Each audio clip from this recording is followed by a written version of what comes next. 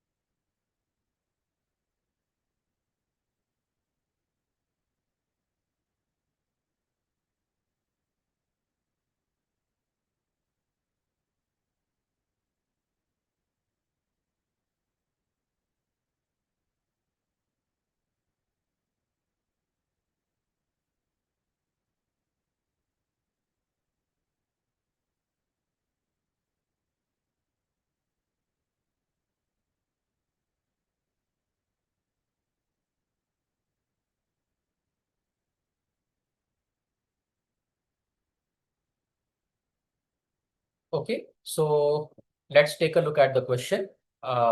In a company, thrice the number of female workers exceeds twice the number of male workers by 165. Okay, so the given condition it's, I'm assuming, male workers and female workers. Okay, let's suppose the male workers are X, female workers are Y. It says thrice the number of female workers means 3Y exceeds twice the numbers of male workers, right? So exceeds means the difference. So 3Y thrice the number of female minus twice the number of male minus 2X. So 3Y minus 2X, the difference is 165. Then if the female workers is 473, then find the male workers in the company. So female workers Y is given as 473. I need to find the male workers, that is X. Okay. So let's put Y equal to 473. We have 3 into 473 minus 2X equals 165. Okay. So 3 into 473, it would be 1200 plus 210. 1410 plus 9, 1419 minus 2x equal to 165. Let's exchange the sides. So it becomes 1419 minus 165 equal to 2x. So we have 1300 minus 50, 1250 and 1254, 1254 equal to 2x. Right, so 2x is 1254, so we get x as 627. So the number of male workers happens to be 627. So the correct answer for this question should be option 3, 627, right? I hope the explanation is clear. Okay, so If you want, you can quickly take a screenshot of the solution if that's required, and then we'll move to the next question. Okay, so you may take the screenshot and then we'll move to the next question.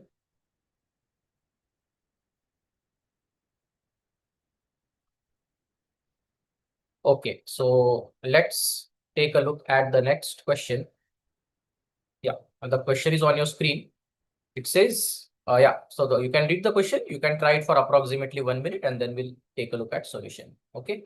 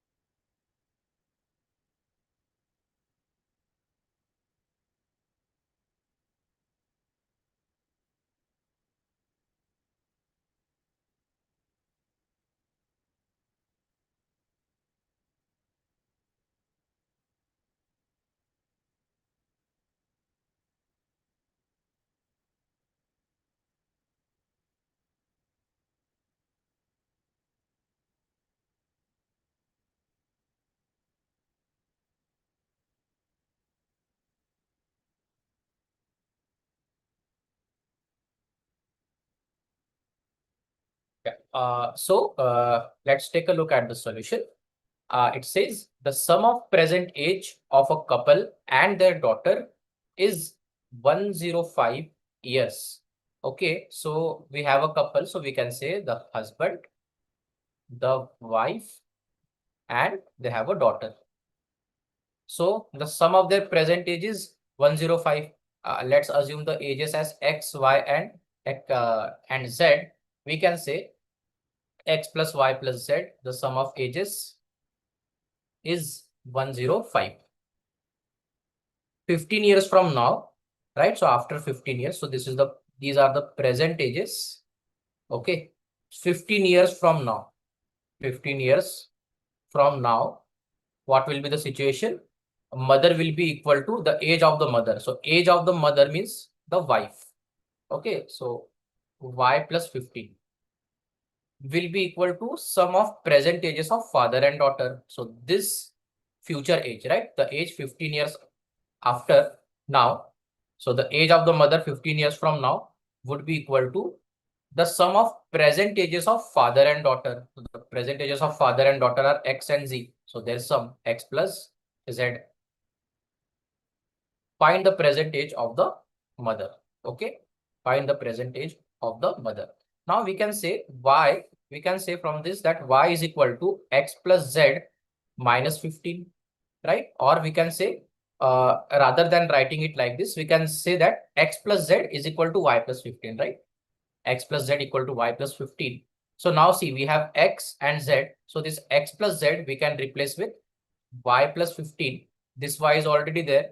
So we'll write it as y, that is equal to 105. So we get 2 times y plus 15 equal to 105, 2y equal to 90, right? So 105 minus 15, that is 90. Y should be 45, and y is the present age of the wife or the mother, that is 45 years. So option 4, 45 years should be the correct answer to this question. Okay. So if required, please take a screenshot of the solution if you want, and then we'll move to the next question. Okay.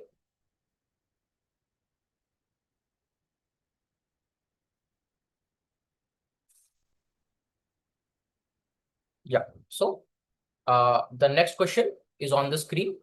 Please try it for 30 seconds or 1 minute. Then you can uh, solve. Then we'll discuss the solution. Okay.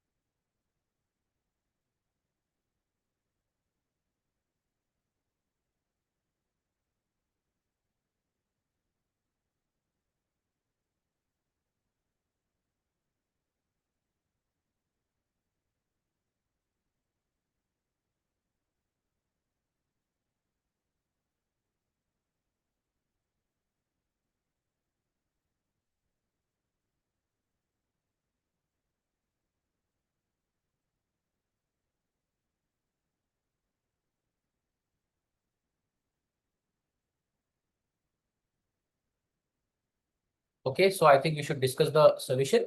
It asks for what value of k does the system of equation kx plus 3y plus 7 equal to 0. So we have kx plus 3y plus 7 equal to 0 and 4x plus y plus 5 equal to 0 has no solution.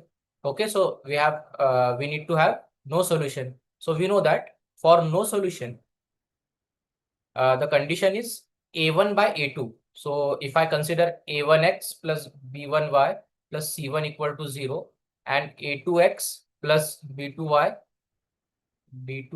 plus c2 equal to 0 as the two equations, for no solution, the condition is a1 by a2, that is coefficient of x, the ratio of coefficient of x should be equal to b1 by b2, that is a ratio of coefficient of y, but it should not be equal to C1 by C2, that is the ratio of constant term, right? So we know that K by 4 should be equal to, so this is the coefficient of, this is the ratio of X coefficient, K by 4. The ratio of Y coefficient would be 3 by 1. This should not be equal to 7 by 5, the ratio of constant term. So that means we can say K by 4 should be equal to 3 by 1. If I take 4 to this side, I get K equal to 3 4s are 12. So the correct answer to this question would be option 4, 12, right? I hope the solution is clear. If required, you can take a screenshot and then let's move to the next question. Okay.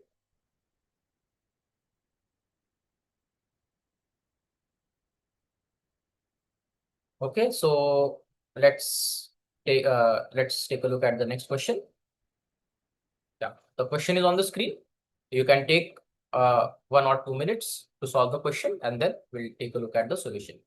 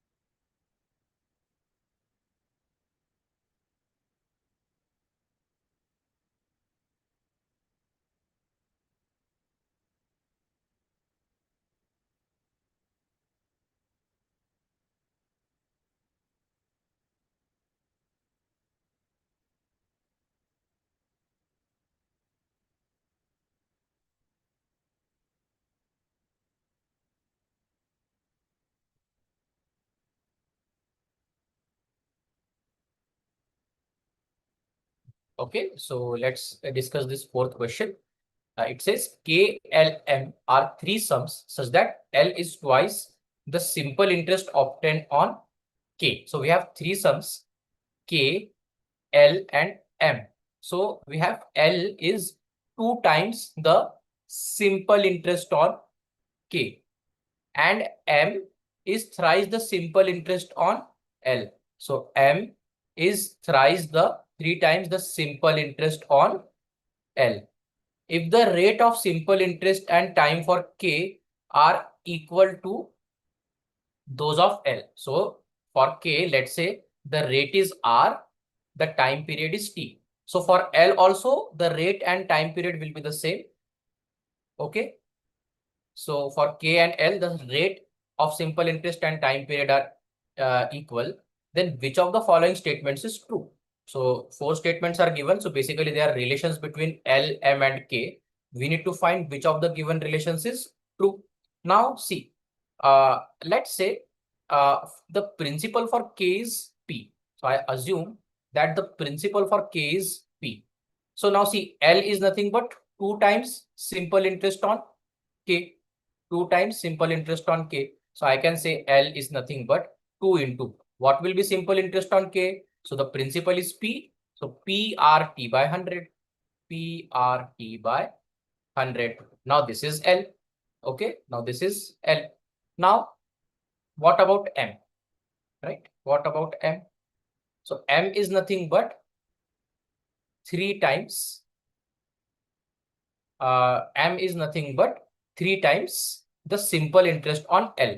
What is the simple interest on L? Again, it will be principal into rate into T by 100. Now see, L is itself 2 into PRT by 100. So in this case, the principal would be 2 PRT by 100. So the principal is 2 PRT by 100. For L, the rate is again R and T. So R and time period is again T whole upon 100. That's what we have.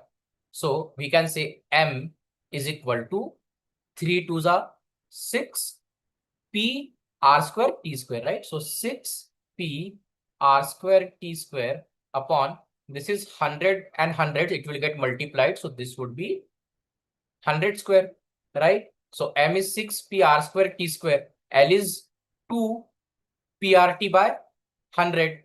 And what is K? K is the sum. And in case of K, the principal is P, means K itself is P, right? We can say K itself is P. We have assumed the principal as P. So K itself is P. So we can say K is equal to P. Now,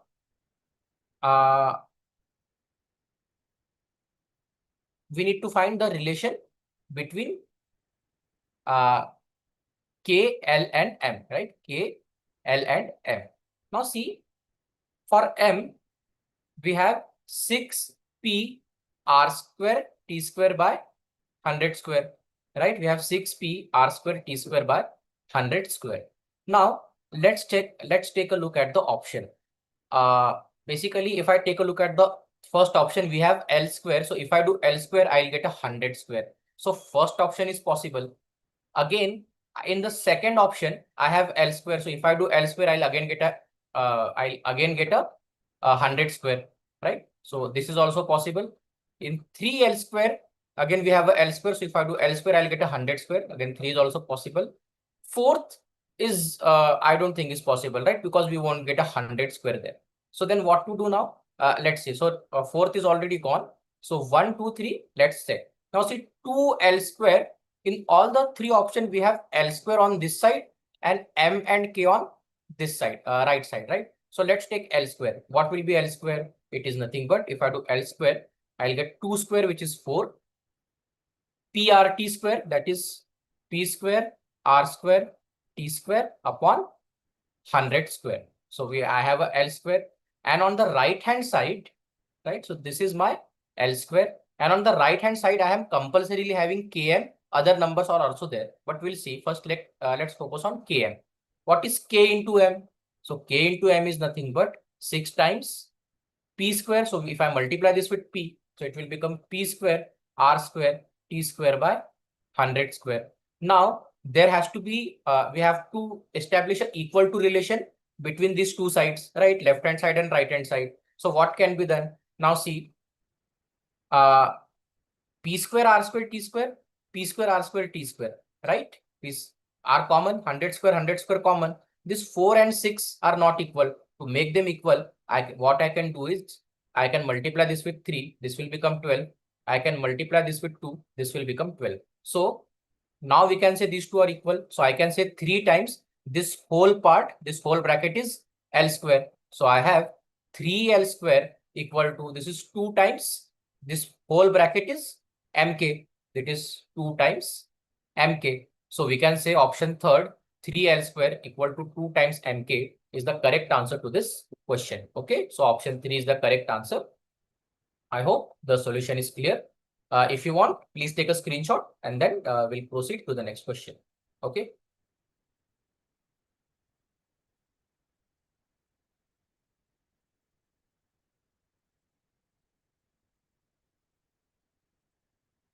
Okay. So the next question is on your screen. Please try this question and then we'll take a look at the solution. You can take 1 or 2 minutes for this question.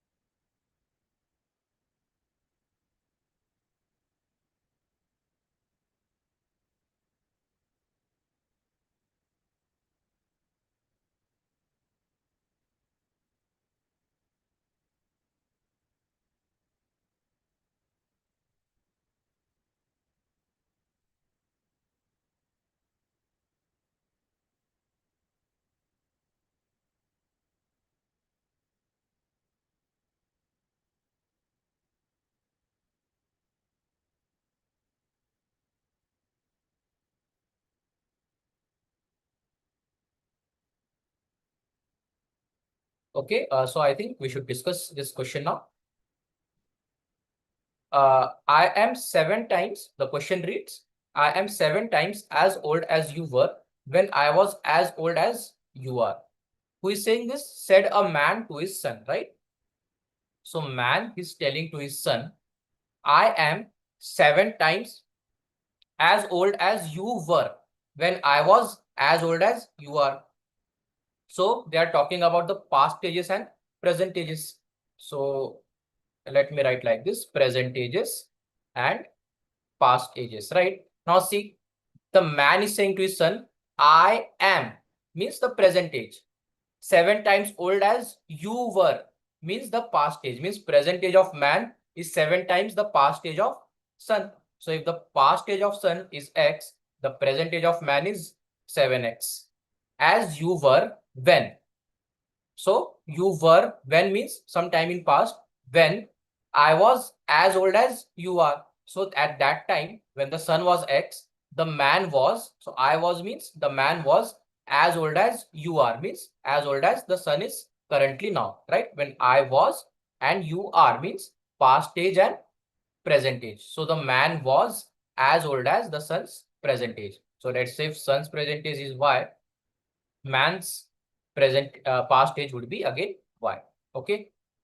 Then find their present ages if the sum of their ages is 110. So the present ages sum is 110. I can say 7x plus y is 110. Now, what we should notice is no matter how old father and son grow, the age difference will be constant, right? So the current age difference is 7x minus y. The previous age difference was y minus x. This two age difference should be equal because the age difference never changed. Okay. So now what we can do is shift the variables. 7x minus x will become plus x. So it will be 8x equal to y minus y will become plus y. So 2y. So 2 4s are 8. We get y equal to 4x. If I get y equal to 4x, I can put this y as 4x. So 7x plus 4x, 11x equal to 110. X will be 10. So if x is 10, what we need to find? Find their percentages. So if x is 10, the man is 7x, that is 70. Y is 4x, right? We have y equal to 4x. So this is equal to 4x. If x is 10, the son will be 4 into 10, 40. So 70 and 40 will be the percentages of man and the son. Okay.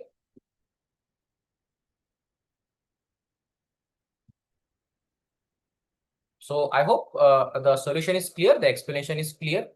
If anyone has any, if anyone wants to take any screenshot, then they may take the screenshot and then we'll move to the next question. Okay.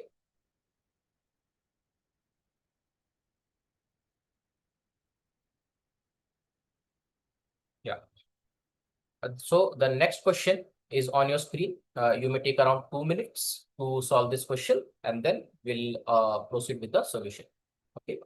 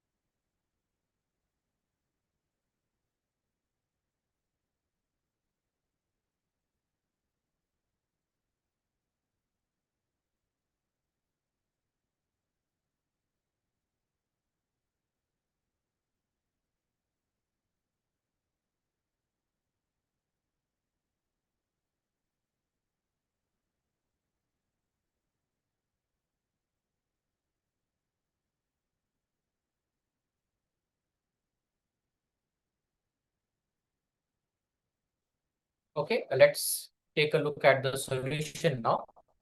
It says, the question says the price of diamond with a merchant is directly proportional to the square of its weight. Now, we can say price directly proportional to square of weight, or we can say price is equal to K times weight square. Okay, we can say like this. The diamond slipped and broke into 3 pieces whose weights are in the ratio 13:5:2. The merchant pays 3,83,800 to cover the loss. What is the original price of the diamond? Okay, what is original price of the diamond? Now, we can say that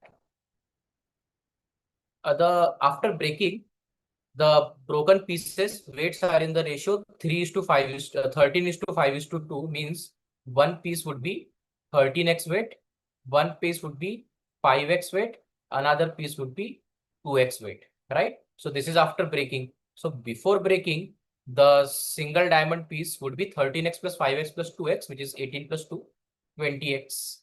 Okay, so before breaking, the weight was 20x. Okay, so now before breaking, right? Before breaking, what is the price? We can say price equal to K times W square. W square means weight is 20x. So 20x square, we can say it would be 20 square is 400. So 400 kx square. So x square will become x square. Okay. So this is the price before breaking. Now after breaking. What can we say? The price of the first piece, right? Let's say the price of the first piece whose weight is 13x. It would be K times weight square means 13x square, which is nothing but 169 kx square. Similarly, price of the second piece, the weight is 5x. So it would be K times 5x square. So that is nothing but 25 kx square. Price of the third piece is nothing but K times the weight is 2x. So 2x weight square. So it is 4k x square. If I add all the prices, how much do I get? 169 plus 25. So it is nothing but 194. 194 plus 4, I'll get 198 kx square. Now the single piece was worth 400 kx square. The broken pieces are worth 198 kx square. What is the difference? So 200 plus 2. So it is nothing but 202 kx square. This is the loss, right? This is the loss which is beared by the shopkeeper or the diamond merchant. So 202 kx square is the loss, and this loss is equal to 3,83,800. Okay, 3,83,800. So 202 kx square is 3,83,800. Kx square would be how much? 383,800 by 202. So we can cancel this with 2. What do we get? 2 into 101. And this would be 191900, right? So 101, 191900 upon 101. If I cancel again with 101, 101, 101, this would be 101 into 1900, right? 101 into 1900, that is equal to 191900. So basically I have kx square is equal to 1900. I can say kx square equal to 1900. Now what I need to find? The original price of diamond. So original price of diamond is 400 kx square. The kx square value is 1900. So 400 kx square is nothing but 400 into 1900. 19 fours are 76. So I have 76, 1, 2, 3, 4, 4 zeros. Right? So original price was of diamond was 7,60,000 rupees. Okay. So option 3, 7,60,000 should be the correct answer to this question. I hope you get the solution, right? So if required, please take a screenshot and then we'll move to the next question.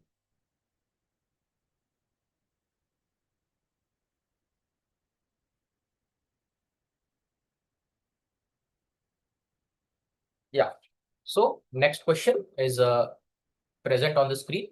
Please try the question for around 1 or 2 minutes, and then we'll take a look at the solution. Okay.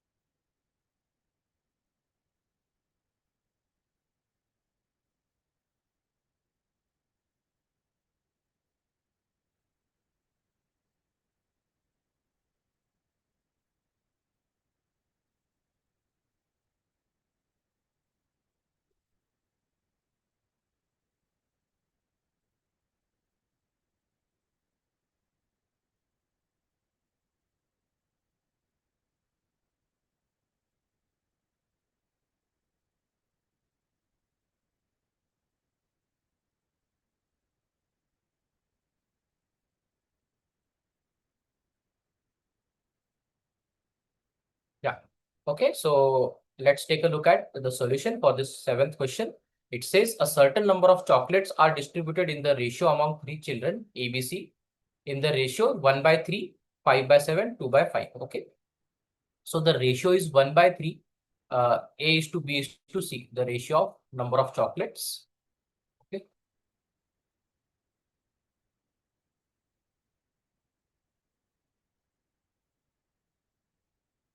Yeah. So 1/3 is to 5/7 is to 2/5. So this is the ratio of number of chocolates. Let's try to get a whole number ratio. So we have 3, 7, 5. What we can do is 7 5s are 35, 3s are 105. If I multiply all the three numbers with all the three ratios, basically with 105, what do I get? 105 into 1/3, I get 35 is to 105 into 5/7. So 15 into 5, 75 ratio. 2/5 into 105. So it is 21 to the 42, right? So 35. Just a second, let me check. 21 to the 42. Yeah. So the basically the chocolates are actually distributed in the ratio 35 is to 75 is to 42. Okay. B got 66 chocolates more than C. Now let's assume, because the ratio is 35 is to 75 is to 42, I can assume A got 35x chocolate, B got 75x chocolate, C got 42x chocolates. Now B got 66 more chocolate than C. We can see that the difference between the number of chocolate in B and C should be 66. So the actual difference is 75 minus 42, 33x. That should be equal to, this difference should be equal to 66. So 33x is 66. X should be equal to 2. So if x is 2, find the total number of chocolates that are distributed. So total number of chocolates are 35x plus 75x plus 42x. 35, 75 is 110. X plus 42x, that is 152x. 152x, if I put x equal to 2, I get 304 chocolates. Okay. So first question is the correct, first option is the correct answer to this question, right? So if you wish, you may take a screenshot and then we'll proceed further. Okay.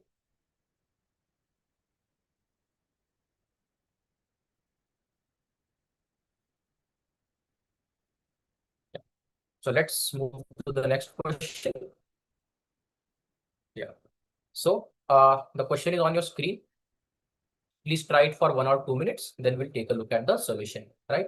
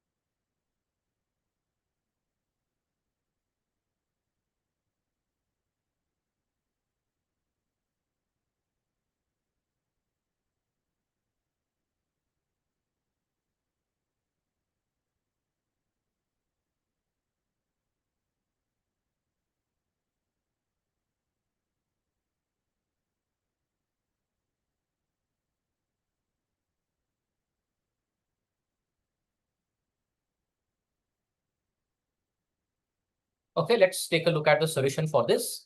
It says if increasing 60 by k% gives the same result as decreasing 90 by k%. So we can say 60 into 1 plus k by 100, increasing 60 by k% should be equal to decreasing 90 by k%. So 90 into 1 minus k by 100. So right, can we get the value of k? So yes, so 32s are 60, 33s are 90. So 2 into 1, 2 plus 2k by 100 should be equal to 3 into 1, 3 minus 3k by 100. 3 into k by 100, 3k by 100, right? So let's bring variables and constant to one side.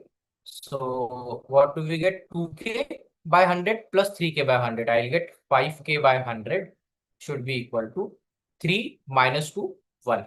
Now 5 20s are 100. So k by 20 is 1. So k is equal to 20. So when they are saying k%, means they are actually saying 20%. Okay. Now then by what percentage is k% of 350? K% of 350 means 20% of 350 is what percent more than k plus 10? 20 plus 10 means 30% of 150. So what is 20% of 350? It is 10% would be 35, 20% would be 70. So 70 is what percent more than 30% of 150. So 10% is 15, 30% is 45, right? So 70 is what percent more than 45, right? So A is what percent? A is what percent more than B? So the answer should be the difference between A and B, that is 25 upon the value of B, which is 45 into 100. So 5 5s are 5 9s are, we have 500 by 9, right? So the answer should be 55 5 by 9 percentage, right? If you solve 500 by 9, you get 55 5 by 9 percentage. Okay. So option 4, 55 5 by 9 percentage should be the correct answer for this particular question. Okay. So if required, please take a screenshot. Then we'll move ahead.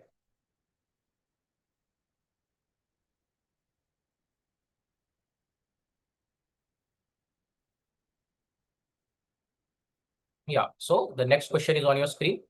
Please try the question for around 1 minute and then we'll take a look at the solution. Okay.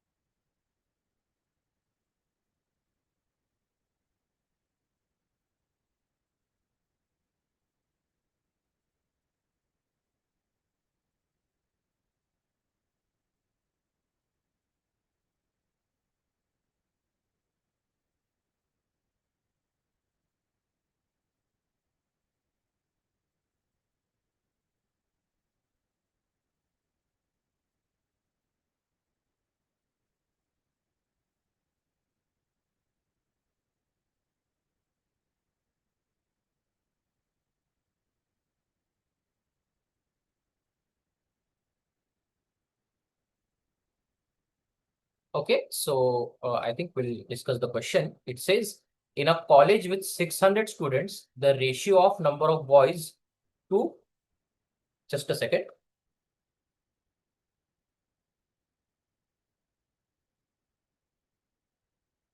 Yeah. In a college with 600 students, the ratio of number of boys to that of girls is 7:5. So I have 600 students, boys and girls should be in the ratio 7:5, means 7x 5x. Total 12x should be equal to 600. X would be equal to 50. So that means 7x, 7 into 50, 350. So 350 boys and the remaining 250 people out of 600 should be girls. Okay. Now there are 85% residential student in the college. So out of this 600 students, 85% are residential. Okay. So 1% of 600 is 6. 85% would be 85 into 6, right? So 85 into 6, so 480 plus 30, 510. So 510 students are residential students. Now, if 78% of the girls are residential, okay, 78%. So 78% of 250. So 250 into 78 by 100, I can say 25 4s are 100, 25 10s are 250, 2 5s are 10, 2 2s are 4, and 2 39s are 78. Okay, so now just a second. Yeah, so 39, yeah, 39 into 5 we have. So 39 5s are 150 plus 150 plus 45, 195. So out of this 510 students, 195 students are girls. Okay, 195 students are girls. So 195 students are girls. Then how many boys are there? 510 minus 195. So let's say 5 and 310. So I think 315 should be boys. Now, out of 350 students, 315 boys are residential, means the remaining 35 are non-residential. We need to find the percentage of total boys that are not residential. So 35 out of 350 are not residential, means 10% of the boys are not residential. So option 1 should be the correct answer to this question, right? Okay. So if required, please take a screenshot and then we'll proceed to the next question. Okay.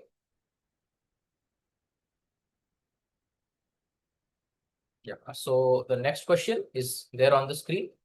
Please try it for like around 1 or 1.5 minutes, and then we'll take a look at the solution.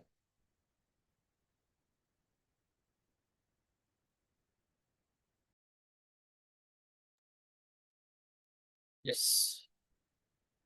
Yes. Yeah. Sorry for the delay. Yeah. Let's take a look at this question. It says, in an election between two candidates, the number of valid votes received by the winner is 64% of the total votes polled, right? So let's say total votes polled is 100x. The winner will receive 64% of the total votes polled, that is 64x. Okay. The winner got 1650 valid votes more than the loser. Okay. Just a second, I think. Yeah, let's start afresh. So there are some error. The number of valid votes received by the winner is 64% of the total votes. Okay, so if I assume the total votes are 100x, this is not the valid votes, these are the total votes.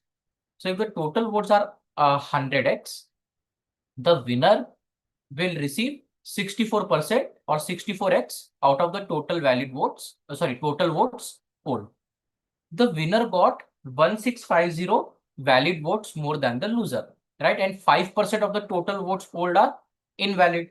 So invalid votes are 5x, 5% of the total. So the loser will get how much? See, the 64 plus 5 is 69. The remaining is 31x, right? 64 plus 5 is 69. So 100 minus 69, the remaining 31x votes loser will get. It is saying that winner got 1650 valid votes more than the loser, right? So the difference between winner and loser votes, right? The difference between winner and loser votes is how much? 33x. So 33x is equal to 1650. So what is the total number of votes polled, right? The total number of votes polled. So now see 33x is equal to 1650. So x should be equal to 50. The total votes polled are 100. So that is 50 into 100, that is 5000. So the total votes polled should be option 4, 5000. Okay. So we just use the difference between winner and loser, that is 33x, and the actual difference is 1650. So 33x is 1650, x is 50. So 100x is 5000. So option 4 becomes the correct answer to this question, right? So if you want, you may take a screenshot and then we'll proceed to the next question. Okay.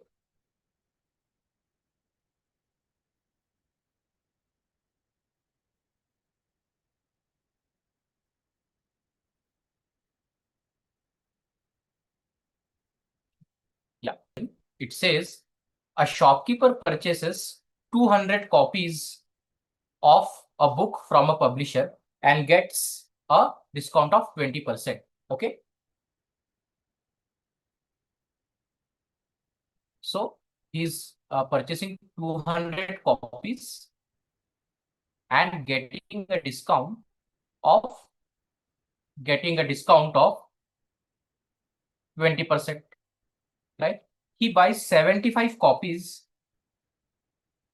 right? He buys 75 copies, but each at 4 times the label price fixed by the publisher. Okay. He gets a discount of 10% from the distributor, right? He got an overall discount of how much percent? So let's see. Let's say each copy is 1 rupee. I'm just assuming that each copy is 1 rupee.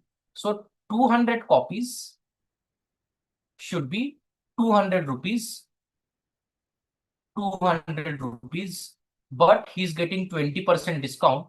So 20% discount means 40 rupees discount. So he's getting the copies at 160 only, right? Then he buys 75 copies from the distributor, but each at the 4 times label price fixed by the publisher. Now, the label price fixed by the publisher is assumed to be 1. So he's buying at 4 times the price. So he's buying at 4 rupees each. So he's buying 75 copies. So 4 into 75, the amount would be 300 rupees. He gets a 10% discount from the distributor. So he's getting 10% discount on this. So 10% would be 30. So 300 minus 30, he will get 270 rupees. He'll get the books at 270 rupees. He got an overall discount of. So if I talk about overall discount, it should be so the total price to be paid was 200 plus 300, 500, right? So, but he's paying how much? 160 plus 270, that is 430. So he's getting an overall discount of 70 rupees. So 70 rupees is the discount. Mark price is 500. So discount upon mark price into 100. 0000 cancel. 70 by 5. 14% should be the correct answer. Okay. 14% should be the correct answer. Option 4. Right. Yeah. I hope this is clear. Right. So if you want, you can take a screenshot and then we'll proceed to the next question. Okay.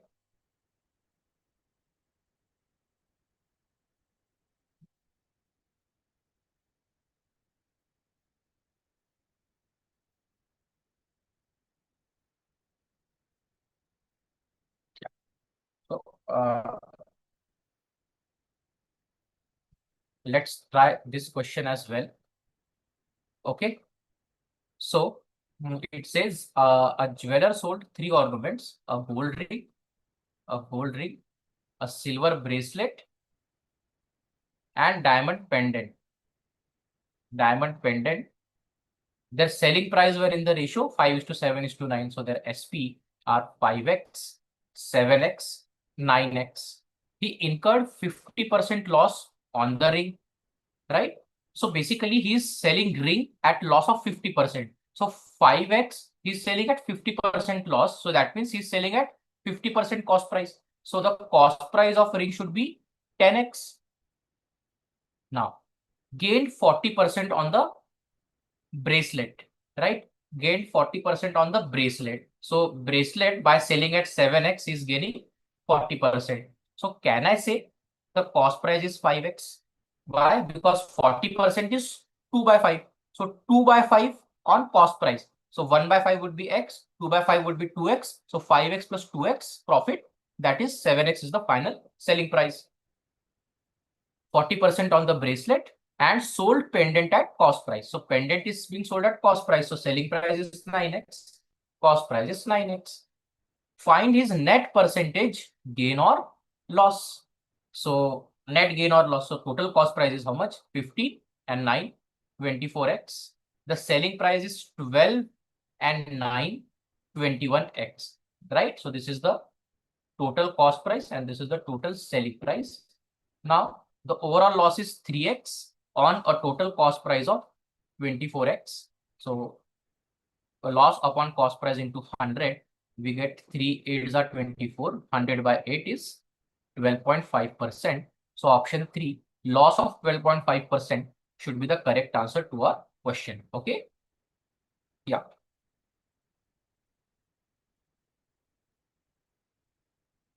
So let's, so if you require, please take a screenshot and then we'll proceed to the next question. Okay.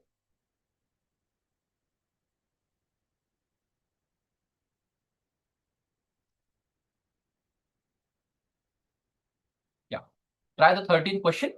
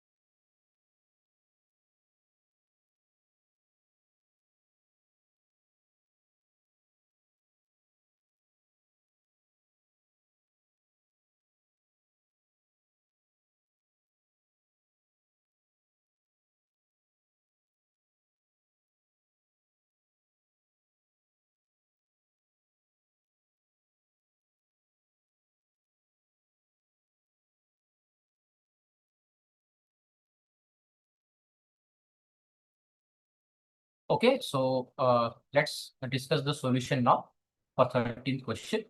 3 varieties of rice costing 30 per kg, 45 per kg, and third unknown price, right? So we have one variety 30 per kg, second variety 45 per kg, and the cost of third variety is unknown, so we will take it as x per kg.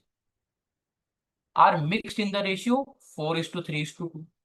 So let's say we are taking 4 kg of this, 3 kg of this, 2 kg of this.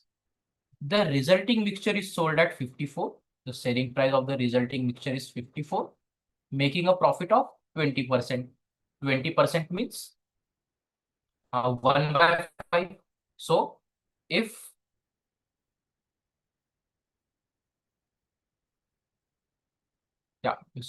selling price is 54, and by selling at 54, you are making overall profit of 20%. So 20% means 1 by 5. That means if the cost price is 5x, selling price should be 6x. So 6x equal to 54, x equal to 9, 5x equal to 45. Okay. Now, if 5x is 45, so basically the cost price is 45. So if I try to calculate the cost price, what will I get? So what will I get? I'll get this as 30 into 4, 120 rupees, 45 into 3, 135 rupees, plus x into 2, 2x. This is the total cost price upon the total weight is how much? 437 plus 2, 9. So the cost price per kg is this 120 plus 135 plus 2x by 9. And by our calculation, we are getting cost price per kg as 45 per kg, right? Because we are selling at 54 per kg. We are making 20% profit. Therefore, 45 per kg should be the cost price, right? So this is the cost price per kg. This should be equal to 45. Take 9 to this side and multiply. What do we get? 360 plus 45, 405. Here we get 255 plus 2x. So I'll get 2x equal to 455 minus 205. So 0, 150. So 2x is 150. X should be equal to 75 per kg. So the price of third variety is 75 per kg. Option 1 happens to be the correct answer to this question, right? Okay.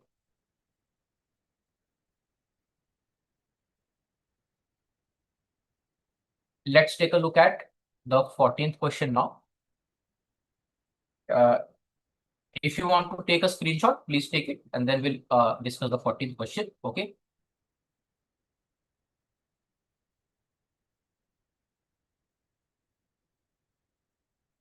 Yeah. So 14th question says a shopkeeper claims that he sells oil at 4% loss. Okay. So let's say if his cost price is 100, so he's claiming to sell at 96, 4% loss. However, by using a false measuring jar, which is declared as 1 liter volume, he gains 28%, right? What is the actual measure of oil sold by the shopkeeper instead of 1 liter, right? So if I assume the cost price is 100 per liter, the shopkeeper claims that he's selling at 96 per liter. So he's claiming that the cost price is actually is 100 and he's selling at 96 per liter, means 4% loss. But what he's doing is he's having a jar which has a faulty measure, right? And in the process, he is able to gain 28%, right? That means I can say, right? That means I can say that if 100x is the cost price of the oil he is selling, right? 100x is the cost price of oil quantity is selling. Why 100x? See, 100 rupees is cost price for 1 liter, right? But he's not selling actually 1 liter, he's selling a lesser quantity by cheating. Okay. So let's say whatever quantity of oil is selling, the cost price for that part is 100x. So the selling price should be 128x, right? Because he's gaining 28% by this process. Now 120x should be equal to 96. Why? Because whenever customer asks for 1 liter, he's taking 96 rupees. Okay, so 120x is 96. So x should be equal to how much? 96 by 128. 100x is equal to how much? 100 into 96 by 128. I think we can cancel this with 8. 8 12s are 96. 8 1s are 8. 8 6s are 48. 4 3s are 12. 4 4s are 16, right? So 100 into 3 by 4. This is 300 by 4 or 75, right? So whatever oil he is giving to the customer, when the customer demands 1 liter, the cost price is 75, right? Cost price of 1 liter is 100. So cost price of 750 ml, right? Cost price of 1 liter is 100. So cost of 750 ml would be 75. So when the when the customer is asking for 1 liter, he's actually giving 750 ml. Okay. So option 2, 750 ml is the correct answer for this question, right? Okay, I hope the solution is and the explanation is clear. If you want, please take a screenshot and then we'll proceed to the next question. Okay. Satish lent 14,000 to Prakash. Satish lent 14,000 to Roshan on 10 July 2024 at a simple interest rate of 9% per annum. Okay. 9% per annum. Roshan planned to repay the entire amount on 10th April 2025. What is the total amount Roshan needs to return? Okay. What is the total amount Roshan needs to return? Okay. So, we can say that Satish, the principal amount here is 14,000. A rate of interest is 9% per annum. Roshan planned to repay the entire amount on 10th April 2025. Now, from 10th July 2024 to 10th July 2025. So it is exactly 1 year. Exactly 1 year. But or 12 months. Okay. 1 year or 12 months. Now, from if I take instead of 10th July 2025, if I take 10th June 2025, it will be 11 months. 10th May 2025 would be 10 months. 10th April 2025 would be 9 months. Okay. So basically, interest has to be paid for the period of 9 months. So every month, so for the rate of interest for every month is 9 by 12%. Okay. For annually, it is 9%. For every month, it should be 9 by 12%. So the principal is 14,000. The rate is 9 by 12%. So 9 by 12 upon 100. This will be the interest for 1 month. And we need to find for 9 months. Okay. So into 9. Okay. So this 2 zeros cancel. 3 3s are 9. 3 4s are 12. So anything else remaining? No. So we have 140 into this 140 into 9 by 4 into 3 into 9 by 4 into 3. So 4 3s are 12, 4 5s are 20. So 35 into this is 27, right? 27. What do we get? 27 5s are, it should be 135. 5 carry 13. 27 3s are 81 plus 13 94. So 945 is the total interest. So 14,000 principal and 945 interest. The total amount paid should be option 2, 14,945. Okay, 14,945. Right. I hope the solution is clear. So if required, please take a screenshot and then we'll proceed to the next question. Okay.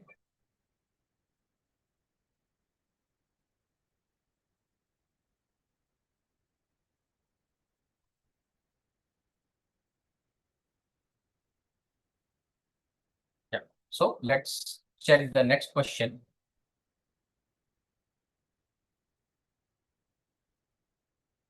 Yeah, Ravi borrows 4,000 and repays the amount in 3 equal annual installment of 1,500 each. The rate of simple interest is. So now let's say 1,500, 1,500 and 1,500. So the total amount paid is how much? 4,500. We need to find the rate of simple interest per annum. Now see, what we can say is, see, in simple interest, what happens? So let's say 1,500 you pay at the end of 1 year. The next 1,500 you pay at the end of 2nd year. The next 1,500 you pay at the end of 3rd year. Now, whatever be the rate of interest, let's say it is X, right? So 1% of 1,500 is 15. 15% would be 15x, right? 15% of principal would be 15x. Now, for this 1,500, right? For this 1,500, you get the interest for 2 years. So interest for 1 year would be 15x, interest for 2 years would be 30x, right? So the total amount, the total interest received for this 1,500 would be 30x. For the next 1,500 you receive for 1 year, so you will receive 15x. And for this 1,500 you will not receive any interest. So this is how much total 4,500 plus this is 30 plus 15, 45x, right? So total, basically the total amount received. So I think this would be a lengthy way to do it. I think this all of this is not required. Let's do it in a simple way. See, 4,000 is a principal, right? 3 equal annual installments of 1,500, right? Find the rate of simple interest per annum. Let's assume, right? Let's assume that it is X% per annum, right? After 1 year, right? After 1 year, how much this amount will become? You will get 1% X% interest. So 1% is 40, right? X% would be 40x. So X% would be 40x. So the total amount, how much this amount will become? 40x plus this principal 4,000. Now, out of this 4,000, after 1 year, you are paying 1,500. So if you minus 1,500, what is the remaining amount? The remaining amount should be 2,500 plus 40x. Okay, 2,500 plus 40x. Okay. Now, what will be the amount after 2nd year? Again, you will be paying X%, right? X% on the entire thing. So X% of this would be 1% is 25, X% is 25x plus X% of this would be how much? 40x into X by 100. So 40x square by 100, right? So this will be the total interest, X% on the total amount plus this will be the amount. This amount also will get added, right? So this is the total amount after 2nd year. Out of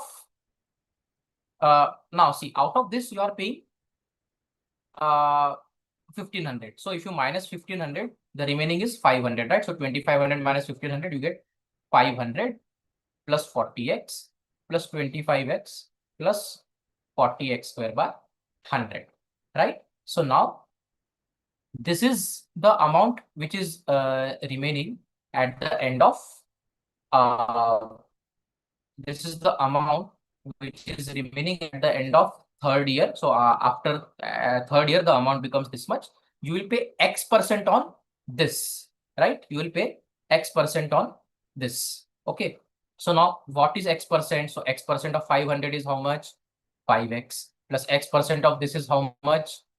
40x square by 100 plus X% of this is how much? 25x square by 100 plus X% of this is how much? 40x cube by 100 cube, right? So this much interest you will pay after the 3rd year. Okay. So is it becoming very lengthy? Okay, no issues. Let's check the next question. I'll get back to this question. Please try the 17th question. Okay, please try the 17th question. We'll get back to the 16th one.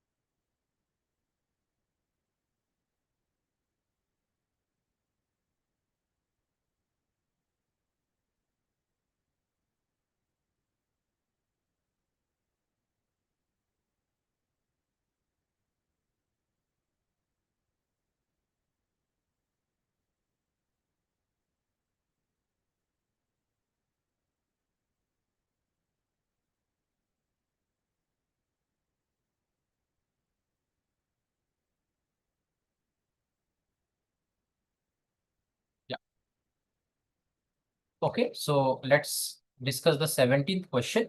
When n is divided by 10, the remainder is 2. What is the remainder when n cube plus n square plus 2n plus 2 is divided by 5? Now see, n divided by 10, the remainder is 2. That means n is of the form 10k plus 2. Okay, n is of the form 10k plus 2. So we can say that n cube is 10k plus 2 whole cube plus n square would be 10k plus 2 whole square. 2n is 2 into 10k plus 2 and plus this 2. This we need to divide by 5 and check the remainder. Now see, any number of the 10k plus 2 form, if it is giving remainder of 2 on division by 10, right? Any number, if it is giving, is of the form 10k plus 2. What remainder this will give it division by 5? So this is 10k is divisible by 5. So the remainder is 0 and this 2 is remaining. So the remainder would be 2. So 10k plus 2 on division with 5 is giving remainder of 2. So 10k plus 2 whole cube will give the remainder 2 cube. Similarly, 10k plus 2 whole square will give the remainder 2 square. 2 into 10k plus 2, right, will give the remainder 2 into the 10k plus 2 remainder will be 2 plus this 2. So we have 8 plus 4 plus 2 into 2, 4 plus 2. So 8 plus this 8, 16 plus 2, 18. Now 18 has to be divided by 5 finally, and we'll get a remainder of 3. Okay. So the final remainder that we should get is option 4, 3, right?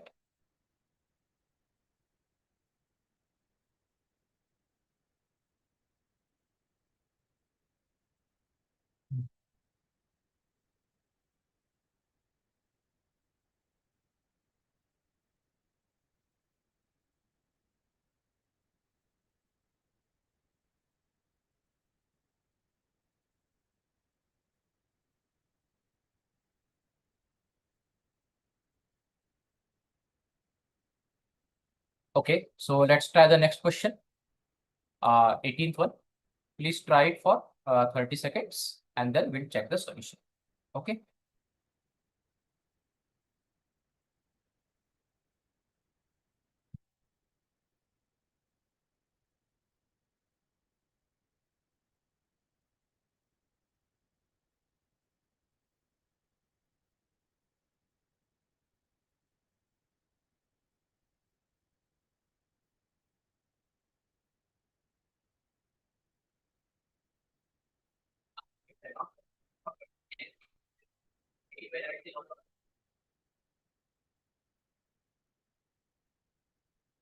Yeah. Okay. So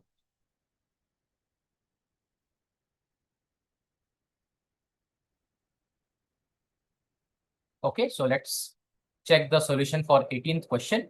Average of 4 consecutive numbers is 13.5. Now see, average is 13.5. We know that the numbers are consecutive, right? So x plus 1, x plus 2, x plus 3. So we have 4 consecutive numbers, so we can take the average as first number plus last number by 2, which is 13.5. So take to that side, this becomes 13.5 into 2, 27. This is 2x plus 3. So 2x is 24, x is 12. Okay, so the numbers are 12, 13, 14, 15. What is the difference between sum of squares of 4 number and square of the sum of 4 number, right?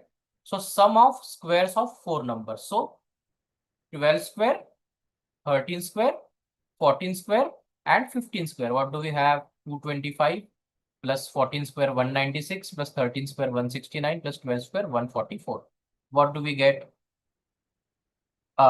This is 200, 300, 313. This is how much? Plus 300, 110, 410 plus 11, 421. 421. What do we get? 734. The sum of squares is 734. Then the square of sum. So square of sum means 12 plus 13 plus 14 plus 15 whole square. The sum is how much? 25. So this is 27, 27, 54. So this is 54 square. How much is 54 square? So if you calculate, it should be how much? 2916. So 2916 is the sum square of sum, and 734 is the sum of square. So 2916 minus 734, what do we get? 2182, right? So 2182 is the correct answer, option 4, right?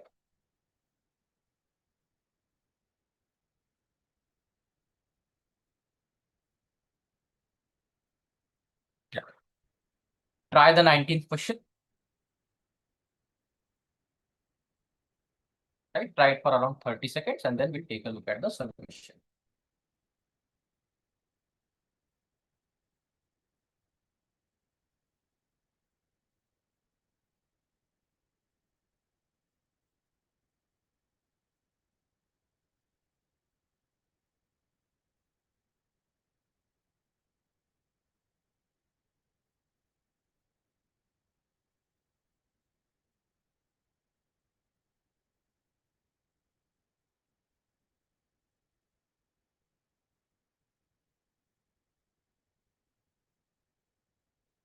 Okay, so let's take a look at the solutions, right? Let's take a look. Yeah. Let's take a look at the solutions. Given that 4 numbers are 13, 156, x, and 108, and the 3 numbers 8, y, and 18 are in proportion, right? See, 8, y, 18. These numbers are in proportion. That means we can say 8 by y equal to y by 18, right? So cross multiply.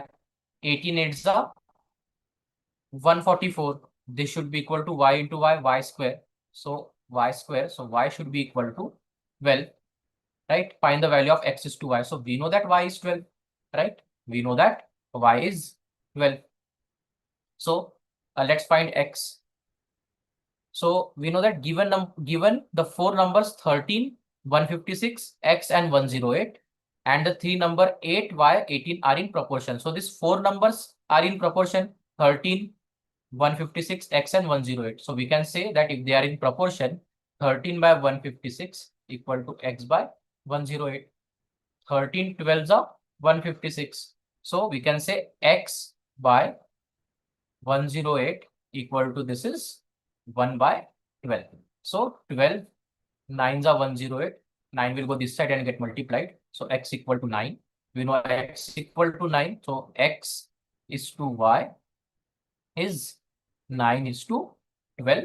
That is 3 is to 4. So option 4 is the correct answer to this question. Okay.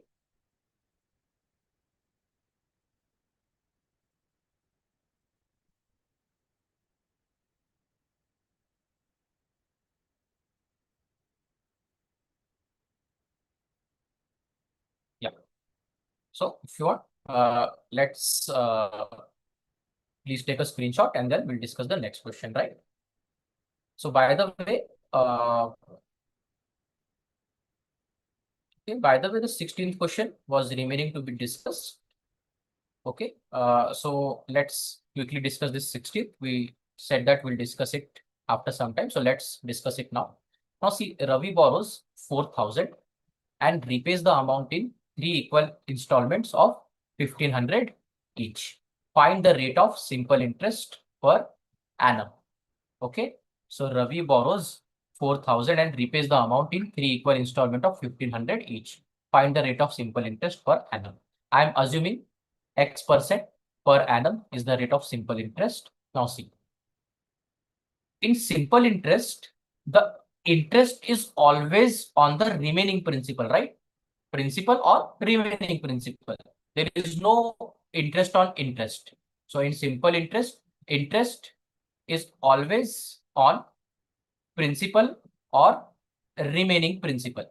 Principal or remaining principal. Now, in the first year, interest will be calculated on this 4,000. So X% of 4,000. So 1% is 40. X% is 40x. Okay. Now, so in the first year, interest is 40x. Now, you are repaying, so basically, after 1 year, you are repaying 1,500. That means the remaining principal is 4,000 minus 1,500. That is 2,500, right?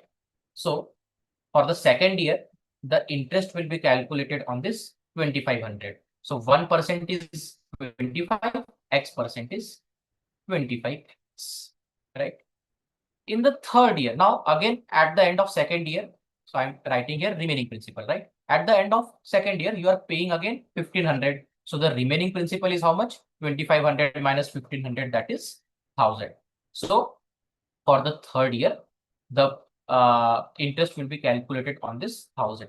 So 1% of 1,000 is 10, X% is 10x, right? So these are the interest in the first, second, and third year, right? What is the total interest? This is 40 plus 25, 65 plus 10, 75x. And how much is the actual interest paid? If you see, 4,000 is the loan amount, 3 installment of 1,500 each. That means 4,500 is the total amount paid. That means 500 is the interest, right? 500 is the interest. So now this 500 is the interest for, so basically this 500 is the interest. Now see, 75x is nothing but 500. So x is equal to how much? 500 by 75, right? Now, if x is 500 by 75, what about 40x, right? So 40x is nothing but, by the way, we want to calculate the value of x now, the rate of simple interest. So 75x, the total interest is 500. We can say x is 500 by 75. So 25 3s are 25, 20s are. So x is 20 by 3. So the rate of interest is 20 by 3% per annum, right? So the total interest by the calculation was 75x, and actually we paid 4,500, 1,500 in 3 installments. So 4,500, the principal was 4,000. So the actual interest was 500. So this actual interest and this actual interest equal. So 75x is 500, x is 20 by 3. So option 1, 20 by 3 is the correct answer. Okay.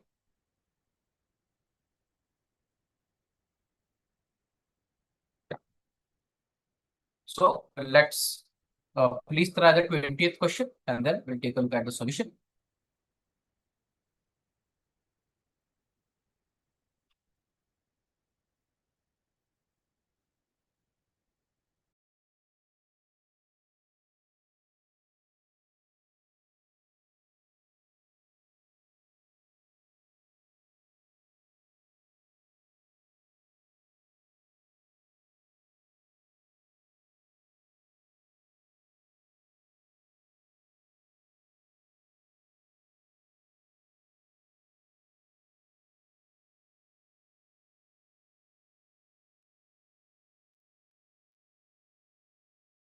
Okay. So let's take a look at the solution. See, it says 7-digit number. Okay. Yeah, 7-digit number 31M 979N is divisible by M is divisible by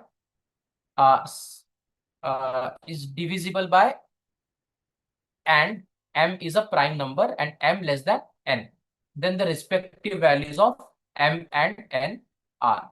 So I think the question is incomplete. So this is divisible by something, the respective value of M and N are. So what is this divisible by? So this statement is not given.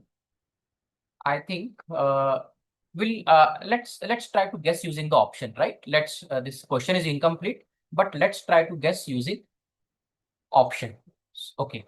Now see, this M is 2, N is 5. Okay. I think I have the original question. Let me get the complete question, right? Just a second.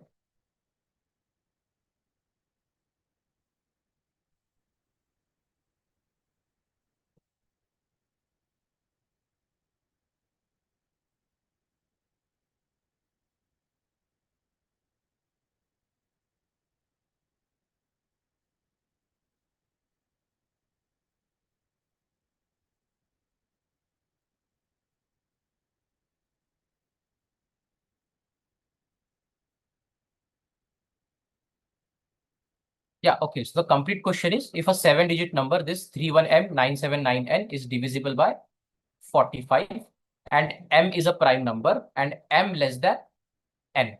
Okay. Then the respective values of M and N are. We need to find M and N. Values of M and N is how much?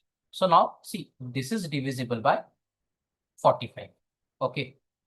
Now, to be divisible by 45, it should be divisible by 9 as well as divisible by 5. Okay. To be divisible by 45, it should be divisible by 9 as well as divisible by 5.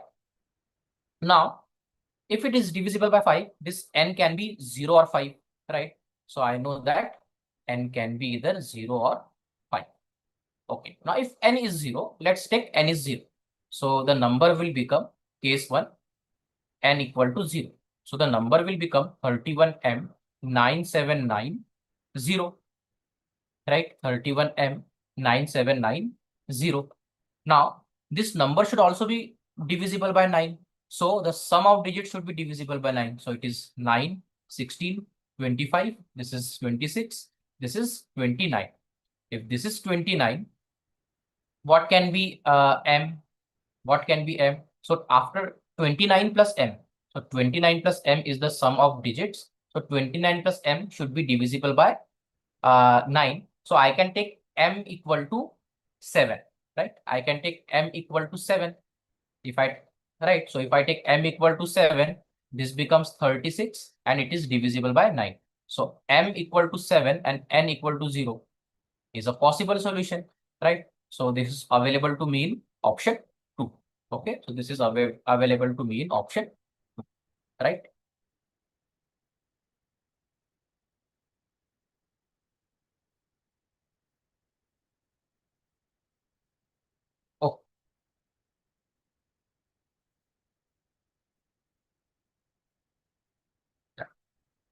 Oh, please try question number 21 and then we'll discuss that.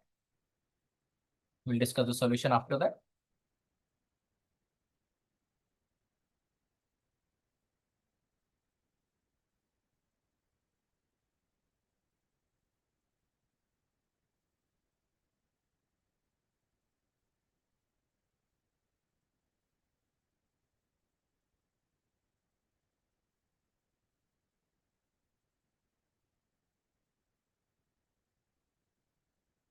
Okay, so we know that P cube plus Q cube plus R cube is 3PQR, right?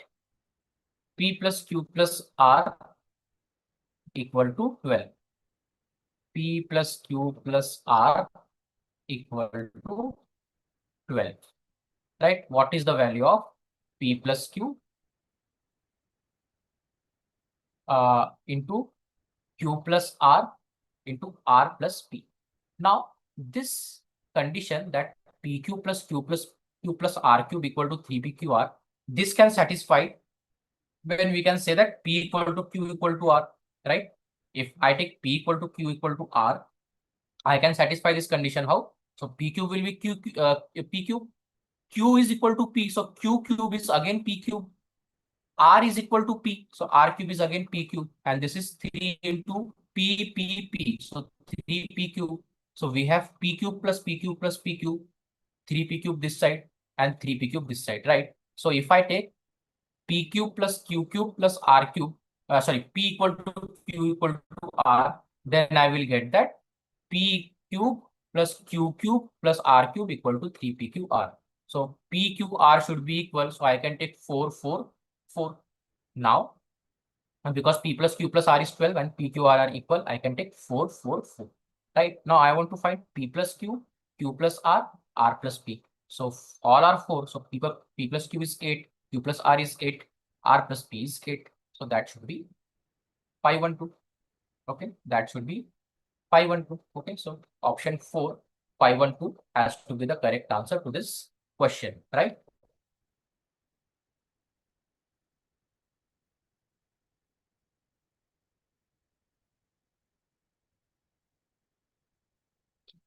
Okay, please try this question 20 seconds and then we'll take a look at the solution.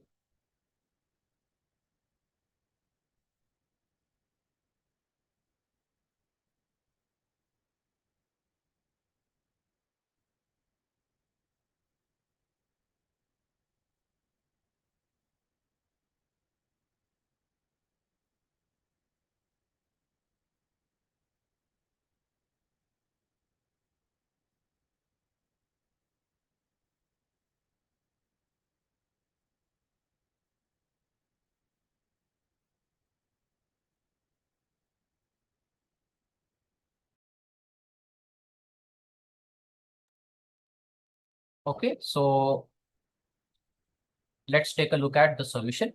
So 1 upon, so we have x, y, z given as 7.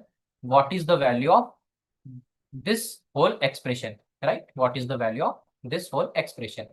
Now, what we can do, either we can solve this algebraically, we can take now this as y power minus 1 as 1 by y, z power minus 1 as z 1 by z, x power minus 1 as 1 by x. Solve everything, get everything in terms of x, y, z, and then try to cancel the terms and all.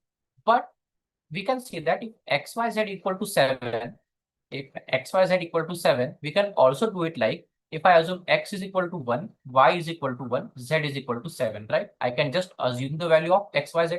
So what we can do is now directly put the value of x, y, z. So I am taking x as 1, y as 1, z as 7. So what will be the first part? 1 upon 1 plus x is 1 plus y power minus 1. Y power minus 1 is 1 by y. 1 by y also will be 1 plus. This is 1 upon 1 plus y. 1 plus y means 1 plus 1 plus 7 into z power minus 1. Z is 7. Z power minus 1 is 1 by 7. 7 into z power minus 1, right? 7 into z power minus 1 will be 1 by 7 into 7, that is 1. Again, this is 1 plus 1 upon 1 plus z by 7 means 7 by 7, that is 1 plus x power minus 1. X power minus 1 will be again 1.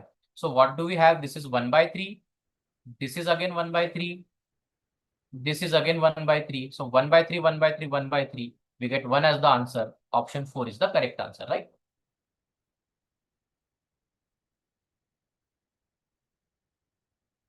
Okay, so please take a screenshot if required. Let's move to the next question.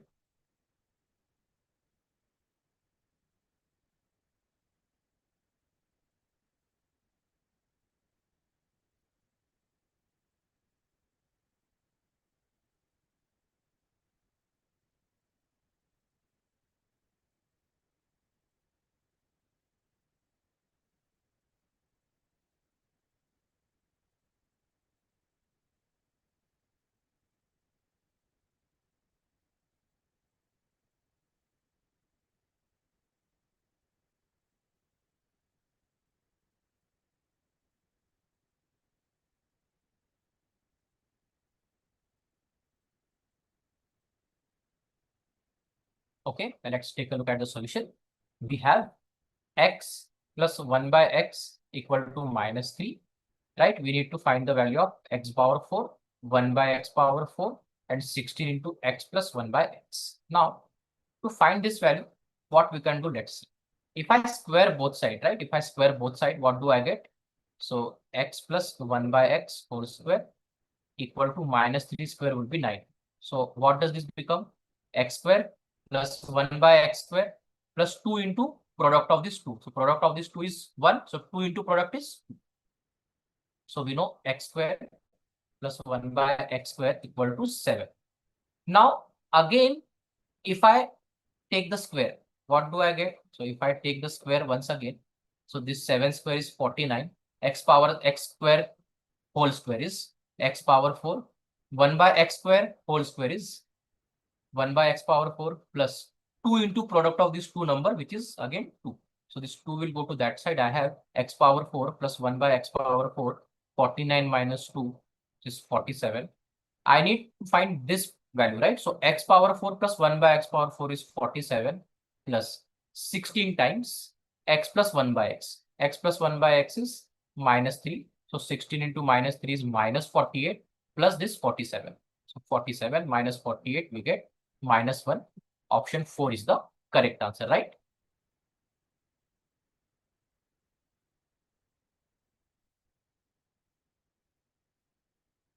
Okay, so let's move on to the next question.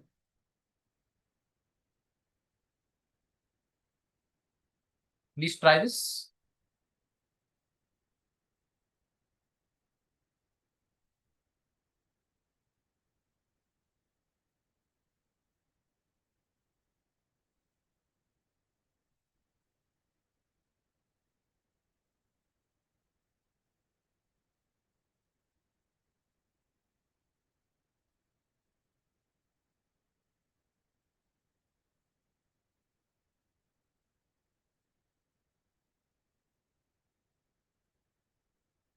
Okay, so let's take a look at the solution now, right? It says x power 2023 plus 1 by x power 2023 is 2. What is x power 2024 plus 1 by x power 2024? Now, if you see, if I put x equal to 1, this equation is satisfied, right? X power 2023 is 1 plus 1 by x power 2023 is again 1. So we get 1 plus 1 as 2. So x equal to 1 satisfy this equation. I need to find x power 2024 plus 1 by x power 2024. So if x is 1, x power 2024 is 1, 1 by x power 2024 is again 1. So the final answer is again 2 only, right? So option 4, 2 is the correct answer to this question, right?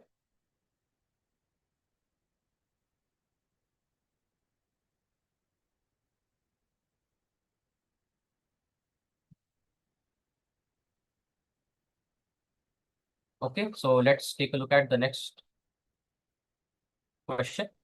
Try to answer this.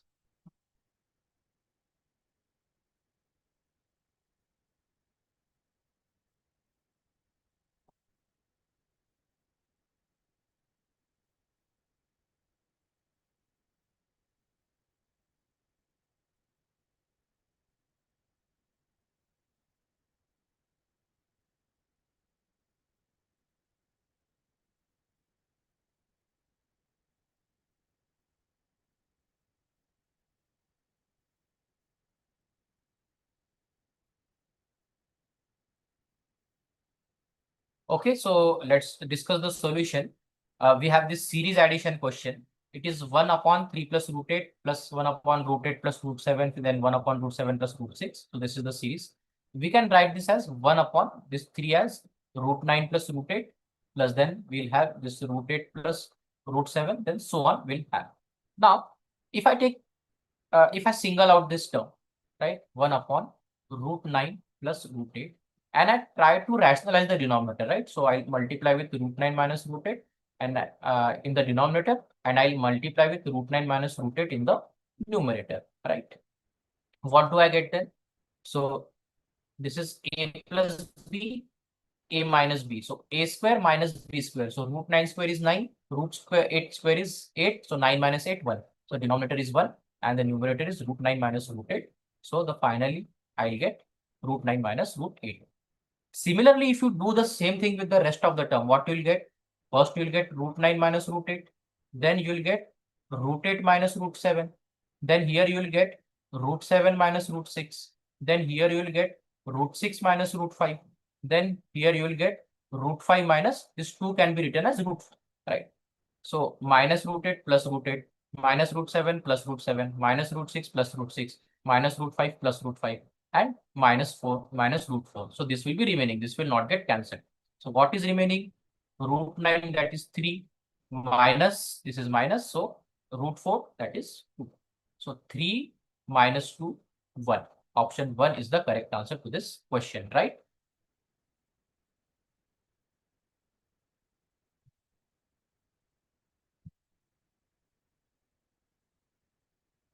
Okay, let's move to the next question.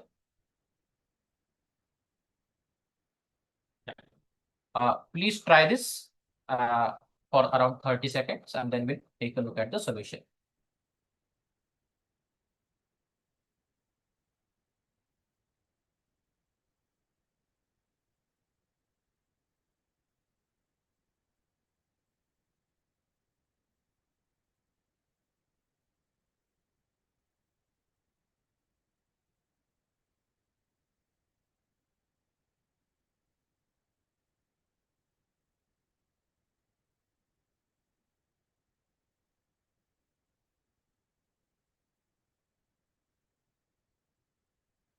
Okay, so let's discuss the solutions. It says average of 50 numbers in a set is 90. The average of first 6 number is 70, right? So we have 15 numbers, first 6 number, right? Let's say 1, 2, 3, 4, 5, 6. So I'll not write 1, 2, 3, 4, 5, 6. I'll write A1, A2, A3, A4, A5, A6. These are the first 6 numbers. Then is 70. Their average is 70. So what is the sum? 70 into the number of terms, that is 6. 70 into 6, that is 420. So 70 is the average. So I box it, right? This is my average.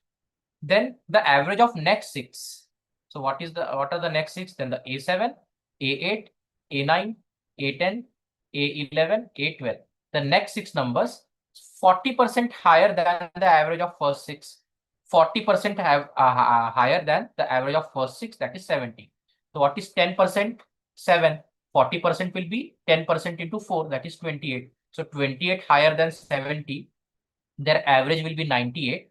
And the number of terms is 6. So the sum would be 98 into 6, that is 540 plus 48. 540 plus 48, that is 588. Okay. So the next 6 terms sum is 588. Now we have total 15 numbers, 12 numbers already done. So 13th number, 14th number, 15th number, they are remaining. Now it says the 13th number is 8 less than 15th number. So if 15th number is x, 13th number is x minus 8. And the 14th number is 5 greater than the 15th number.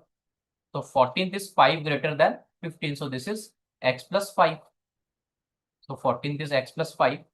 13th is x minus 8. 15th is x.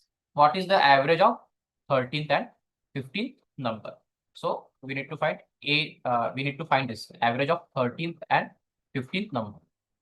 Now, see what is the total sum? The 15 numbers average is 90. So the sum is 15 into 90. 15 nines are 135. So 1350. So now for first 6 numbers, the sum is 420. The next 6 numbers, sum is 588. So total sum is 420 plus 588. You get 8. This is 1008.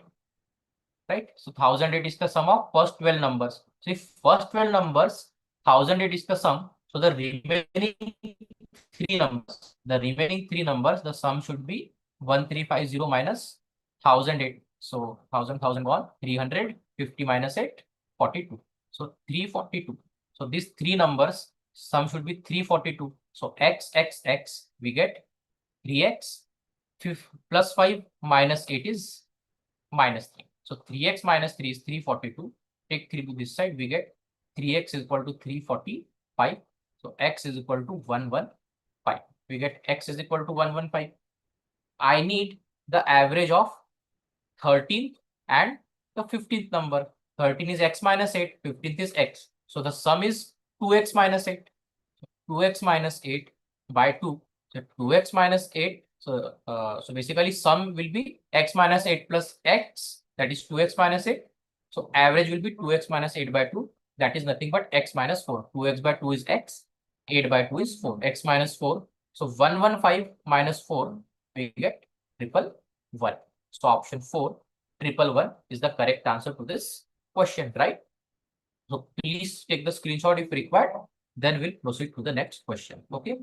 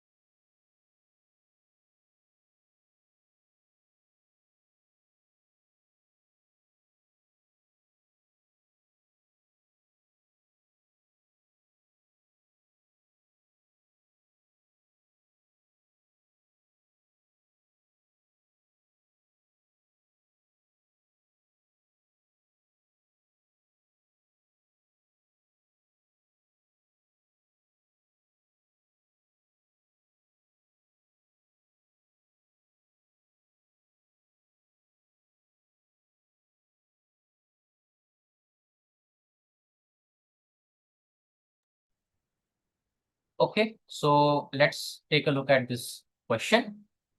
We have 4 different positive numbers are arranged in descending order. So descending order means x, x minus 1, x minus 2, x minus 3. 4 positive numbers in descending order. The average of 4 numbers is 6 more than the smallest number. Now, what will be the average? Smallest number, because they are in AP, so smallest number and highest number by 2. So 2x, the sum will be 2x minus 3 by 2. This is the average, and this average is 6 more than the smallest number. So smallest number is x minus 3. So this average is x minus 3 plus 6. Okay.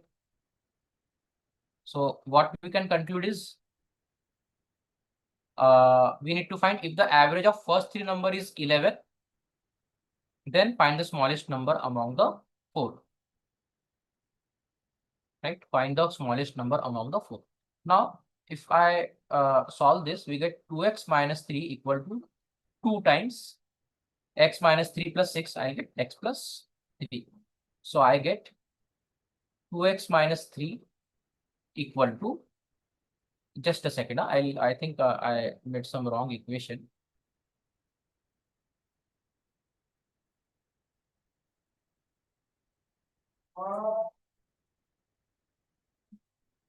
Just a second. I have 4 different positive numbers arranged in descending order. Sorry, I assumed consecutive numbers. Sorry, these are different positive number, not consecutive, right? So A, B, C, D, these are arranged in descending order. So A greater than B, greater than C, greater than D. So this is descending order of the positive numbers. The average of 4 numbers is A plus B plus C plus D by 2 is 6 more than the smallest number. So smallest number is D. So this average is D plus 6. So if I take this to this side, we get A plus B plus C plus D equal to 2 times D plus 2 times 6 equal to 12. So D will go this side. So 2D minus D is D. We get A plus B plus C equal to D plus 12.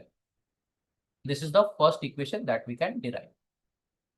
Then if the average of first 3 number is 11, so first 3 number A plus B plus C by 3, average is 11. So A plus B plus C equal to 33. So now A plus B plus C is 33. We need to find the smallest number, that is D. Now a plus b plus c is 33. So we can take 33 equal to d plus 12. Okay. I'm sorry, just I'll redo the question, please. There was some error in the assumptions. Four different positive numbers are arranged in descending order, right? So higher to lower. A, B, C, D, which is A greater than B greater than C greater than D, right? A greater than B greater than C greater than D. So D is the smallest, A is the largest. The average of first four numbers, so A plus B plus C plus D by 4. Average will be A plus B plus C plus D by 4. Is 6 more than the smallest number, which is D plus 6. So if I take this 4 multiply here, I get 4D plus 6 4s are 24 equal to A plus B plus C plus D. I can take D to this side. I get 3D plus 24 is A plus B plus C. Now, the average of first three number is 11. That means A plus B plus C by 3 is 11. Average of first three numbers. So A plus B plus C is 33. So if I take this as 33, what do I get? 3D plus 24. I can take this to this side. So 3D equal to 9, D equal to 3, right? So we need to find the smallest number, which is D. So the value of D is 3. Option 1 is the correct answer to this question, right?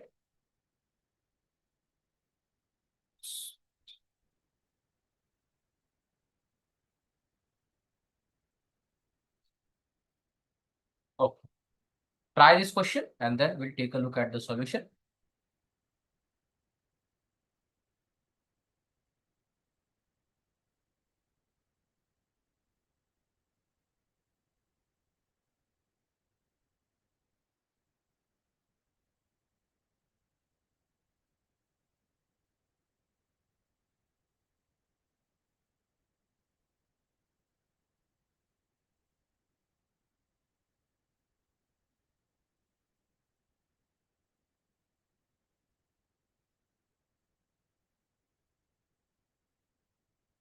Okay.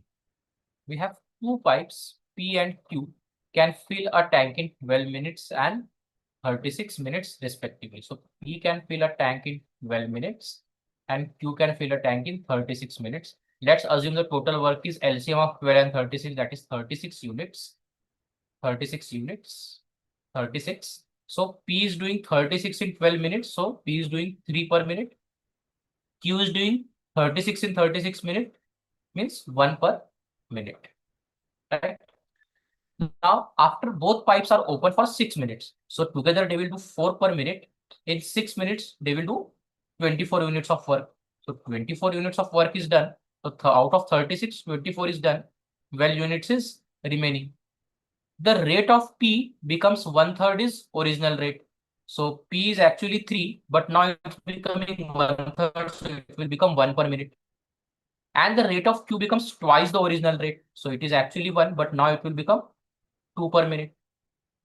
How long, how many more minutes will it take to fill the tank? So now together they will do 1 plus 2, that is 3 per minute. So for 12, so it is doing work at the rate of 3 per minute. So for 12 units, it will require 4 minutes, right? So option 2, 4 minutes is the correct answer to this question, right? So please take a screenshot if it's required, and then we'll move on to the next question.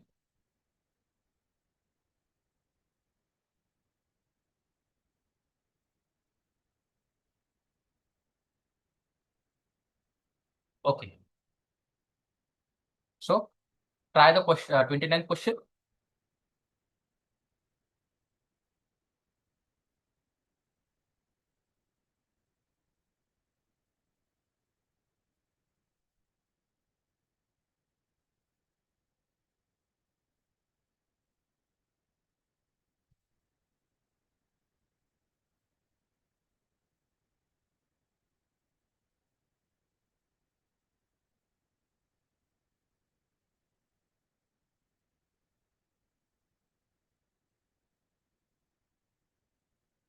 Okay, let's solve this. It says P can build a wall in 12 days.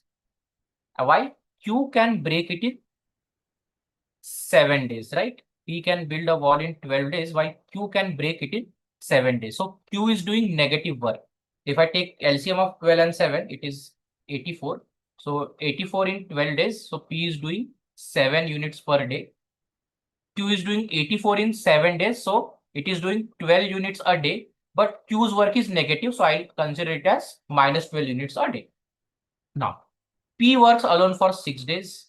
And then Q joins P for another 3 days. In how many days will P alone build the remaining part of the wall? Right?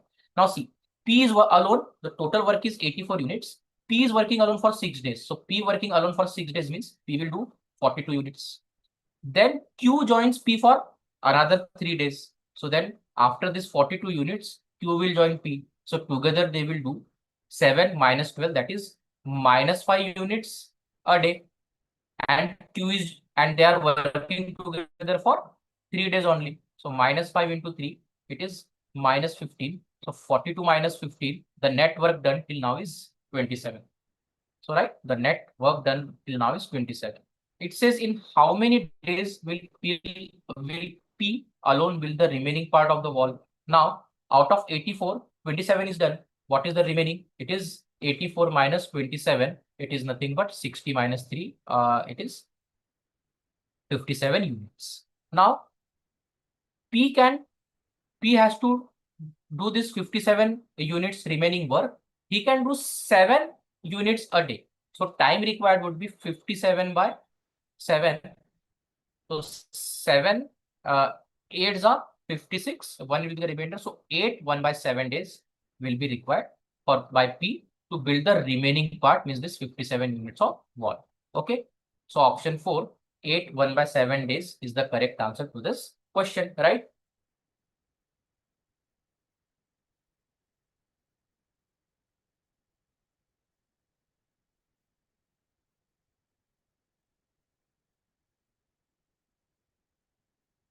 Okay, so try this question 30, then we'll take a look at solution.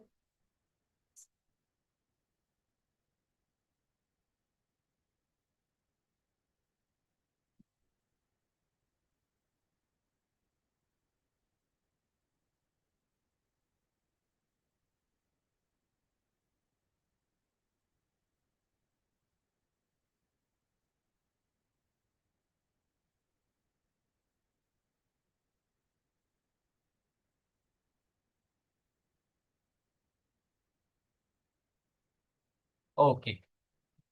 PQR, the question says PQR can do a piece of work in 20 days. Yeah. PQR can do a piece of work in 20 days, 30 days, and 50 days respectively, right? So P can do it in 20 days, Q can do it in 30 days, R can do it in 50 days. If I take the LCM, what will I get? So I can say that 300 units is the total work by taking the LCM. So 300 units in 20 days. So P is doing 15 units a day. 300 units in 30 days. So Q is doing 10 units a day. 300 units in 50 days. So 6 units a day. R is doing 6 units a day. They work in following manner. On day 1, P and Q will work. So P and Q work means they will complete 25 units of work. On day 2, P and R work. So P and R work means they will complete 15 plus 6, 21 units of work. Day 3, P and Q work. So P and Q means 25 units of work. And day 4, P and R means basically alternately P and Q and P and R. They are working on alternate days, right? So on day 4, it will be again 21 units. So basically, the repeating pattern is first day P and Q, next day P and R, then again next day P and Q, then again next day P and R. So first day will be 25 units of work, second day will be 21 units of work, right? Then again the next day 25 units, then again the next day 21 units, right? This pattern will go on continuing. Now see, on day 1, we are doing total So basically we can say on day 1 we are doing 25, day 2 21, then day 3 25, day 4 21. So we can say this 25 21 25 21 daily pattern is repeating. So we can say in 2 days we are doing how much? 46 units of work. In 2 days we are doing how much? 46 units of work. If I repeat this 2 days process 5 times, how much do I get? So 10 days, and here it will be 46 into 5, 200 plus 30, 230 units, right? So in 10 days, you are able to complete 230 units. So now again, the next day, who will come? So this 25, 21, 25, 21 is repeating 5 times. So 25, 21, this 2 days process is repeating 5 times. So we have completed this 2 days process 5 times. Next day again, P and Q will come to work. So they will complete 25. So in 11 days, we'll do 230 plus 25, that is 255 units, right? Next day, P and R will work. So in 12 days, it will be 220, 255 plus 21. It will be 276, right? Now, 276 is completed. Now the remaining is 24, right? Remaining is 24. Now next day, again P and Q are supposed to come on work.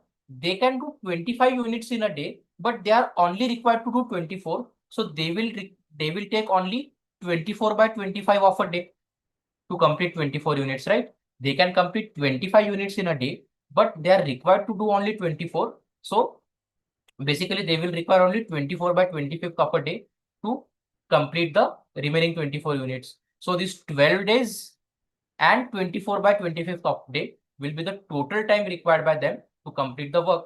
So answer option 3, 12, 24 by 25 days is the required answer, right?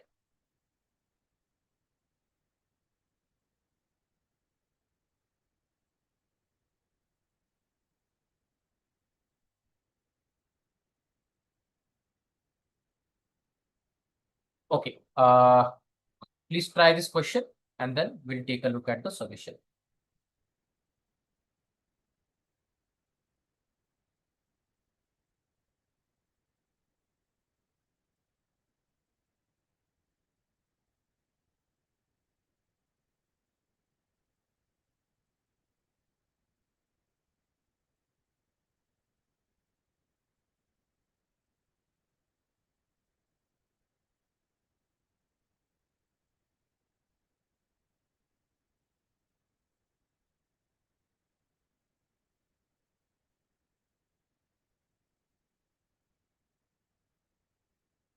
Okay, let's discuss the solution now.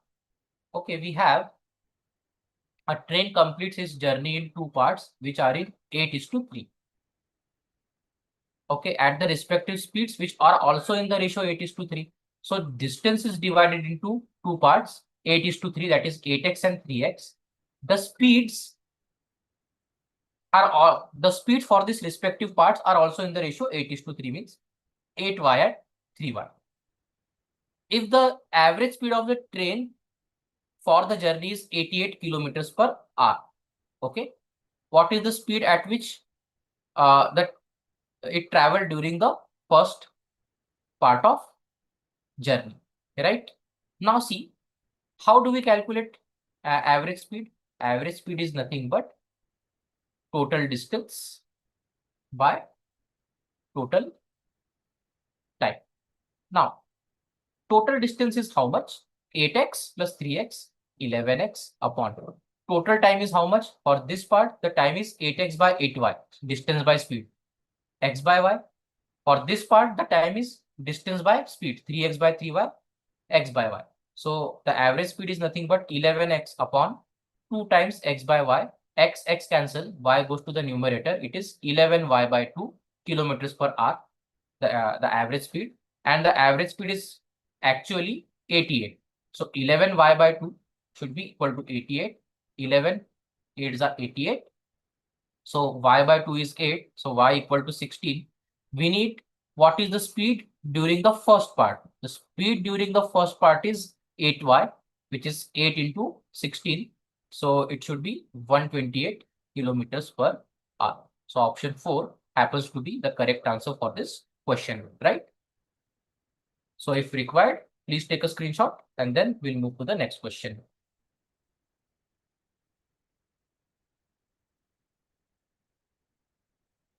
Okay, please try this question.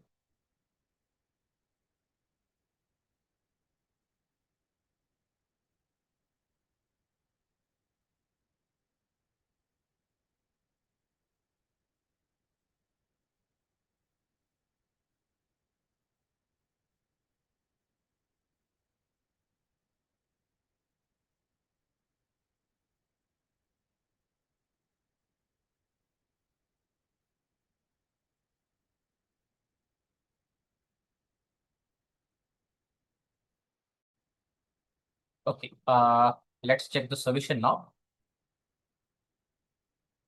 A person has to cover 400 kilometers in 8 hours. If he covers 60% of the distance in 3/4 of the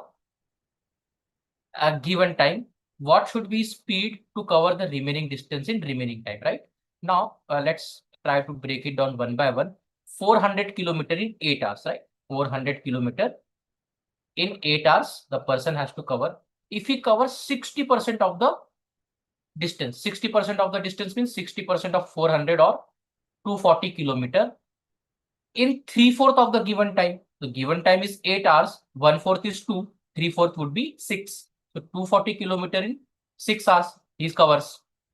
What should be speed to cover remaining distance in remaining time? So the remaining distance out of 400 is 160 kilometers, and out of 8 hours, 6 hours already gone. So 2 hours are remaining. So for the remaining 160 kilometers, he should cover that distance in 2 hours. So the speed should be distance upon time, which is 80 kilometers per hour. So option 1, 80 is the correct answer to this question, right? So, okay. So if required, please take a screenshot and then we can proceed with the next question. Okay.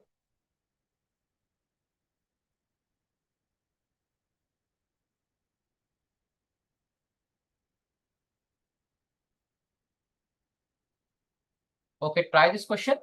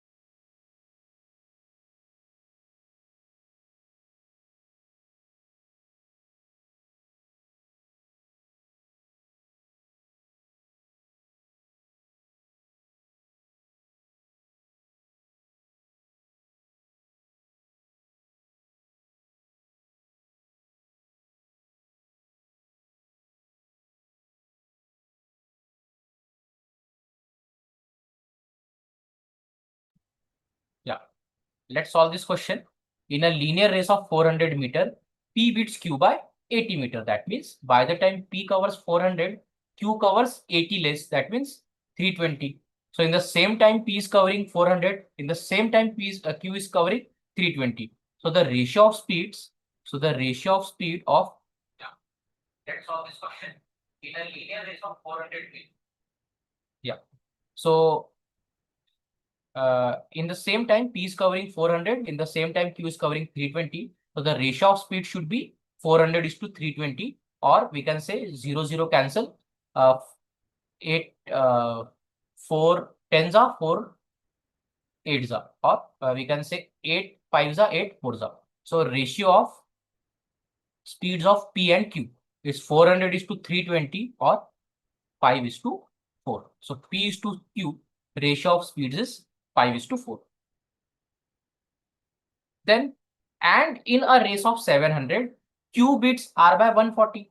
So by the time Q covers 700, R covers 140 less, that means 560. So the ratio of speed of Q and R is 700 is to 560 or 70 is to 56. 14 5s are, 14 4s are. So the ratio of speed is 5 is to 4 for Q and R. So ratio of speed of P and Q is 5 is to 4. Ratio of speed of Q and R is 5 is to 4. So if I want to find P is to Q is to R, it would be how much? I'll multiply this, multiply this, multiply this. So it will be 5 5s are 25, 4 5s are 20, 4 4s are 16. So the ratio of speed should be 25 is to 20 is to 16, right? Now, by how many meters can P beat R in race of 250 meter? So this is P and this is R. So the ratio of speed is for P and R is 25 is to 16 for P and R. That means by the time in which P is covering 25, R is covering 160. If I multiply by 10, what do I get? P is covering 250, R is covering 90, means R is 90 meter behind. So P can beat R by 90 meters, right?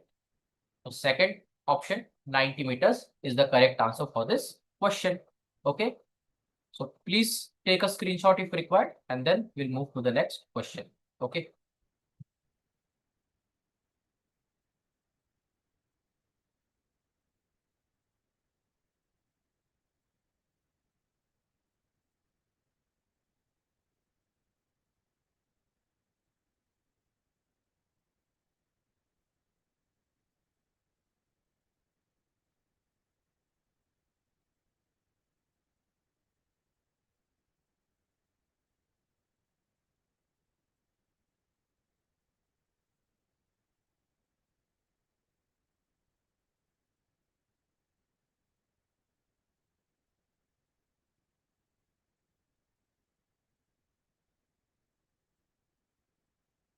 Okay.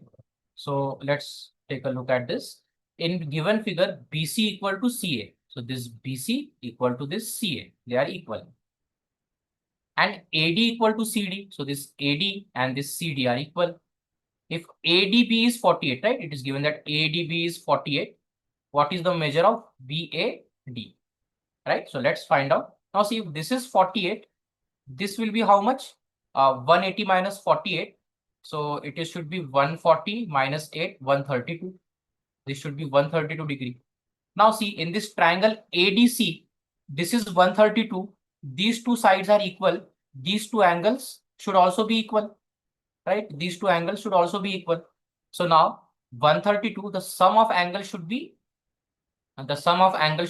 180. So 132 plus 48 are required, right? Plus 48 to make the sum of angles 180. So for 48, I'll keep this as 24 and I'll keep this as 24 degree, right? I'll keep this as 24 degree and I'll keep this as 24 degree. So now the next.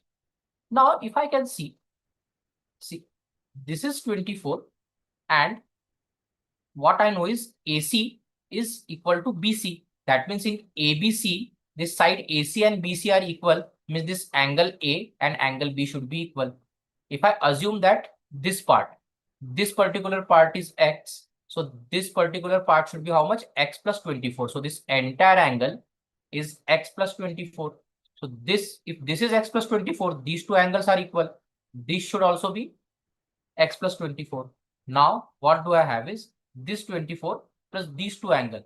The sum should be 180. So 24 plus 2 times X plus 24. 2 times X plus 24. The sum should be 180. So 24, so 2X, this is 2X. So 24 plus 2 times 24 is 48. So 48 plus 24 is 72. Is 180. So 2X is 180 minus 72, 108. X should be equal to how much?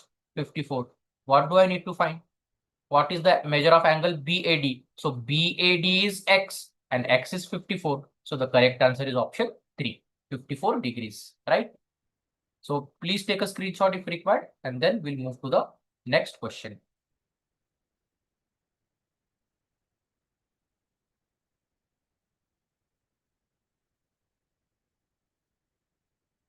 Okay, try this.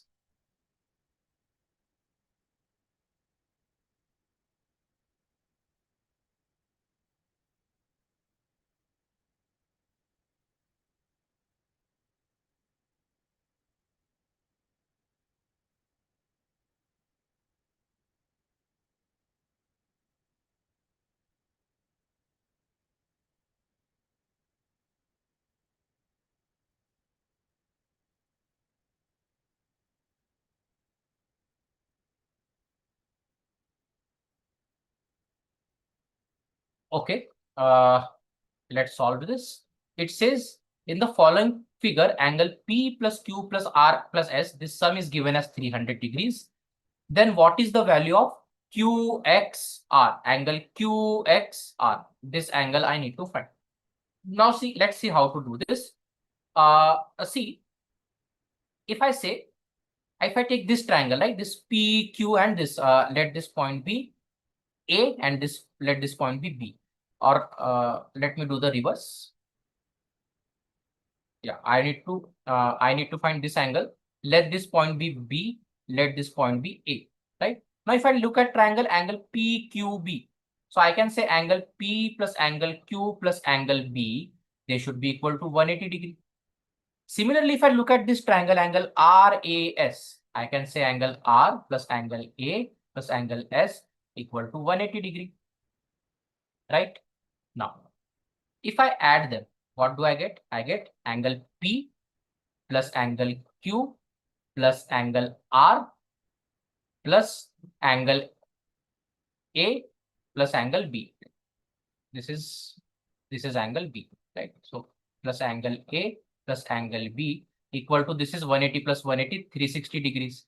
Now P plus Q plus R.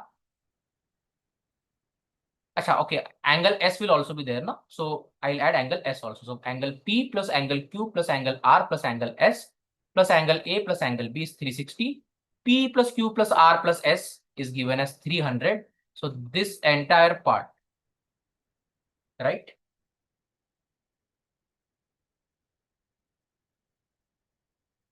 Yeah. So this entire part, P plus Q plus R plus S is 300. So angle A plus angle B should be how much? 60 degree. Then only the sum would be 360 degrees, right? So A plus B is 60 degrees. So what should be this angle? If this is 60, this particular angle should be 120 degree. If this is 120 degree by vertically opposite angles, this will also be 120 degrees, right? So option is 2, 120 degrees is the correct answer to this question. Okay. So please take a screenshot if required. Then we'll move on to the next question.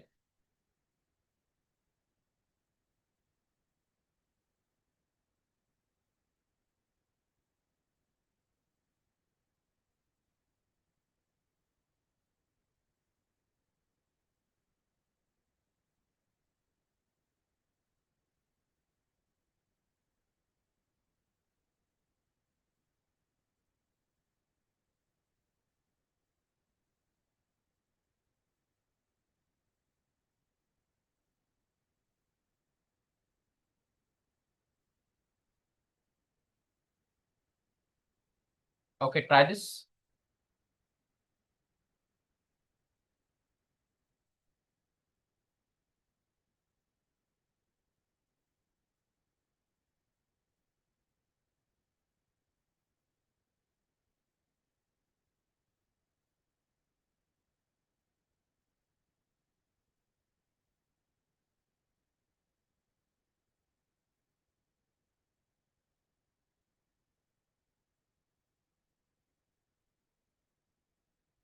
Okay, we have three identical circles are kept such that any two circles touch each other, right? So they are kept like this, and this,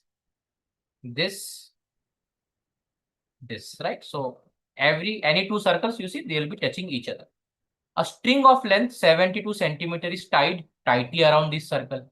So the string will be tied like this, right? The string will be tied like this. So the total length is 172. The string length is 172 centimeter. What is the radius of each circle? Now, if we see, if I take the center of each circle, the three circles are identical. The radius is r. I take, drop a perpendicular. I take, drop a perpendicular, right? Similarly, I take it here, drop a perpendicular, take it here, drop a perpendicular. Then take, drop a perpendicular, take it here, drop a perpendicular. Now, we can see that this length, this particular length is 2r, right? This particular length is 2r, r plus r. So this is 2r. Similarly, this length, distance between two centers would be 2r. Similarly, this length, distance between two centers would be 2r. Okay. Now, what we can see is, if I join these centers, right? Join these centers, we know that this is 2r because there is r plus r.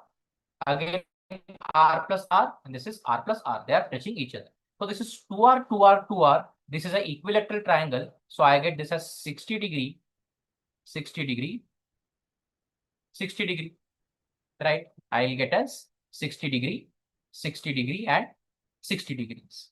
Now, I need to find this remaining length. Okay, I need to find this remaining length, right? So this curved part, and this curved part. Okay, so now how do I do it? Let's see. Now, if I draw the circles again properly, what do I get? Okay, if I tie a string like this, right, like this, what do I get? So this is yeah, so no need for this.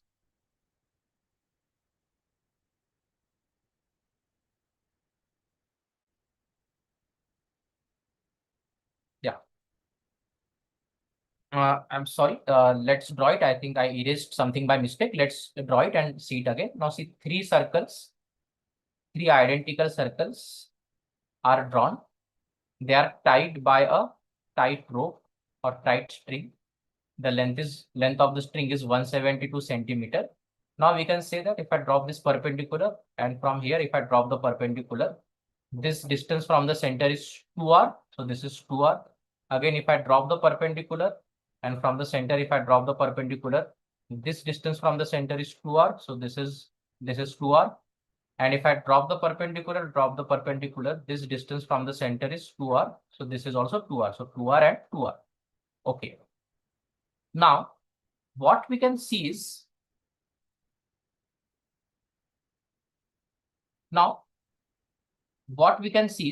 this is a parallelogram, and with this angle is 90 degree. So this becomes a rectangle, right? This becomes a rectangle. This becomes a rectangle, right? Now see, this is 2r, 2r, 2r. So equilateral triangle. So we have 60 degree, 60 degree, 60 degree, right? Now see, how much is remaining? Now see, I know this length is 2r, this length is 2r, this length is 2r. So this curved part, and this curved part is remaining.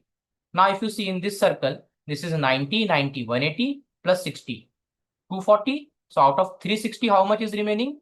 120 degrees, right? Here again, I'll have 120 degrees, right? And again, here again, I'll have 120 degrees, right? So now I need to find this length. Okay, so now this is 120 degree. 120 degrees, 1/3 of a circle. 360 degrees full circle. 120 degrees, 1/3 of circle. So the total circumference of circle is 2 pi r, but we have only 1/3 of circle, so 2 pi r by 3. So 2 pi r by 3. Here also it will be 2 pi r by 3. Here also it would be 2 pi r by 3. So if I add 2 pi r by 3, 2 pi r by 3, 2 pi r by 3, 2 pi r by 3, I'll get 2 pi, right? So also we can also see 1/3 circle, 1/3 circle, 1/3 circle means a full circle. So total 2 pi r is the length plus this 2r, 2r, 2r, 6r, right? So the total length of rope should be this 2 pi r, 3 parts 2 pi r by 3, 2 pi r by 3, 2 pi r by 3, so 2 pi r, and the 3 parts 2r, 2r, 2r, so 6r. The total length should be equal to 172. Now pi is how much? Pi is basically 22 by 7. So I'll take pi as 22 by 7. So 2 pi is 44 by 7. So 44 by 7r plus 6r is 172. Take this denominator as 1. So we cross it. So it will be 7 1s are 7. 1 into 44r, 44r. 7 into 6r, 42r equal to 172. It is 86, 44 plus 42. 86 r by 7 is 172. 86 2s are 172. R is how much? 7 into 2, that is 14 centimeter. Okay. So option 1, 14 centimeter is the correct answer to this question. Okay. So if required, please take a screenshot. Then we'll move on to the next question. Okay.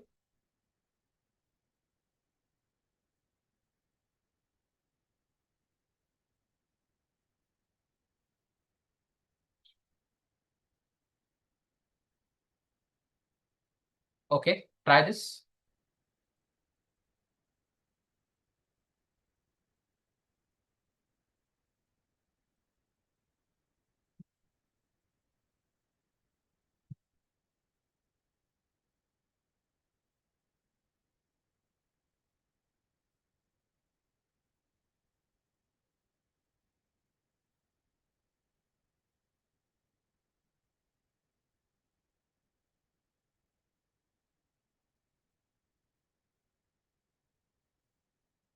Okay, so we have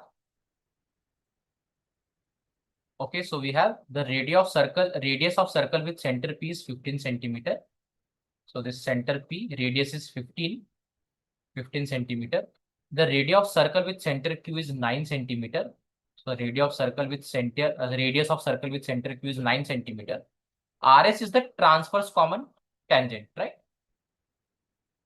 To the circle where R and S are the circles with centers P and Q. R and S are points of the circle with center P and Q. So R will be here.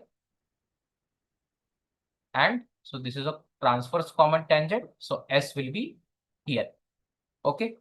So PR and then Q and S we can join. Now, if PQ equal to 25, so this entire length PQ is given as 25. Find the length of RS. I need to find the length RS. Okay. Now, let's say if I draw, let me draw the figure properly once, right? So I have circle with center P, circle with center is Q, P and Q. So the R and let's say this point is S. So we have this transverse common tangent. We know that PQ, this distance is given as 25. We need to find the distance or the length of the tangent RS. Okay, and PQ is given as 25. Okay, now we know that PR is 15, the radius is 15, QS is 9. Okay, this we know. Now, let's see how to find RS.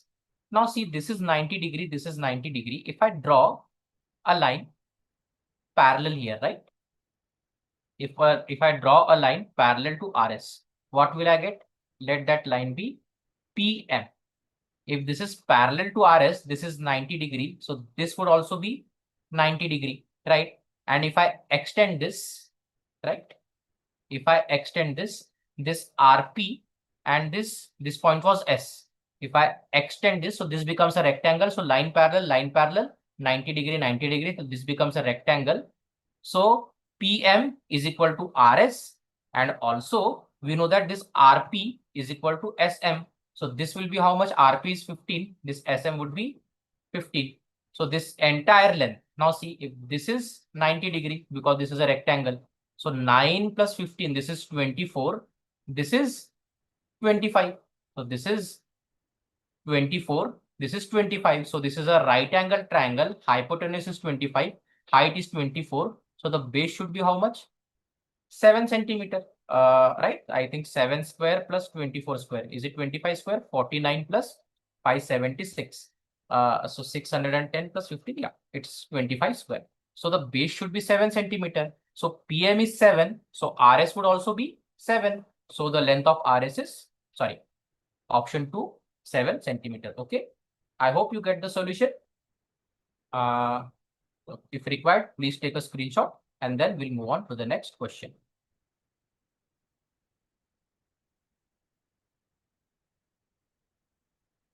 Okay, try this.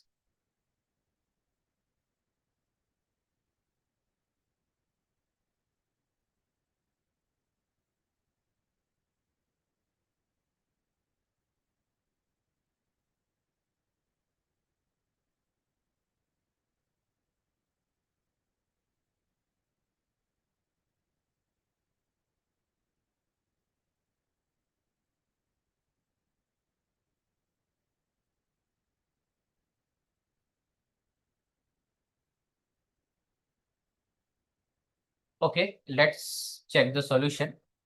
Now see, the length of tangent from external point to a circle is 35 centimeters. So this is a circle. This is an external point P. So the length of tangent is how much? 35 centimeter. So if I take the radius as, sorry, the center as O, if I join, this will be the radius and the point of contact of radius and tangent will be perpendicular. So it will make 90 degree. What is the distance from the external point to the center? So from P to O, this distance. If the radius is 12, so this, let's say this is Q. So OQ, the radius is 12. I need the distance PO. So now I know that this is a right angle triangle. Height is 35, base is 12. So hypotenuse is nothing but root 35 square plus 12 square. So it is 35 square is how much? 1225 plus 12 square is how much? 144. That is 1369. It should be 1369. Now if this is 1369, this should be how much? Is it 37 square? So what is 37 square? 37 into 37. 37s are 37 sevens are 210 plus 49. 210 plus 49, 259, carry 25. 37 threes are 90 plus 21, 111 plus 25, 130. Yeah. So this should be equal to root 1369 should be equal to 37. So option 4, 37 centimeter is the length P. Okay. So if required, please take a screenshot and then we'll move to the next question. Okay.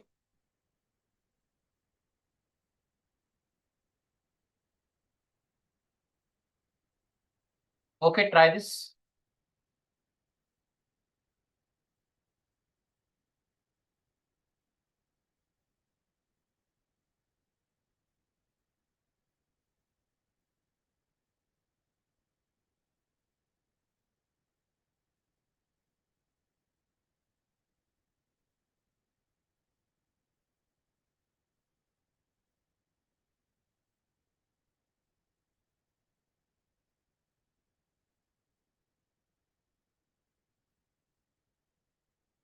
Okay, let's solve this.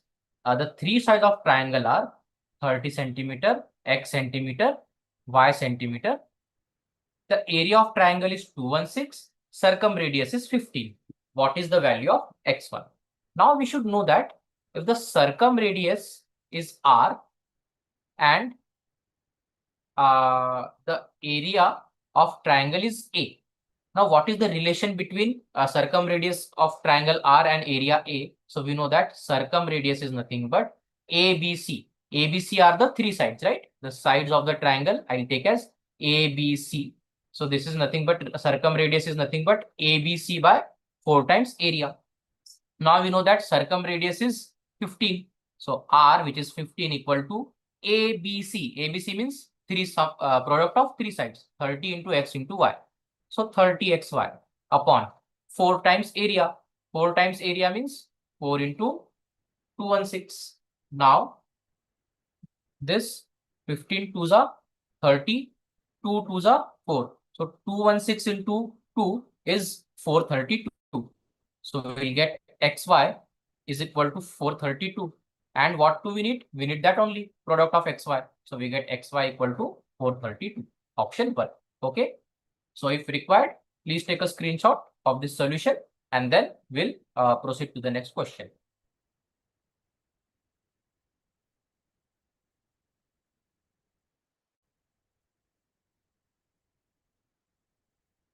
Okay, try this.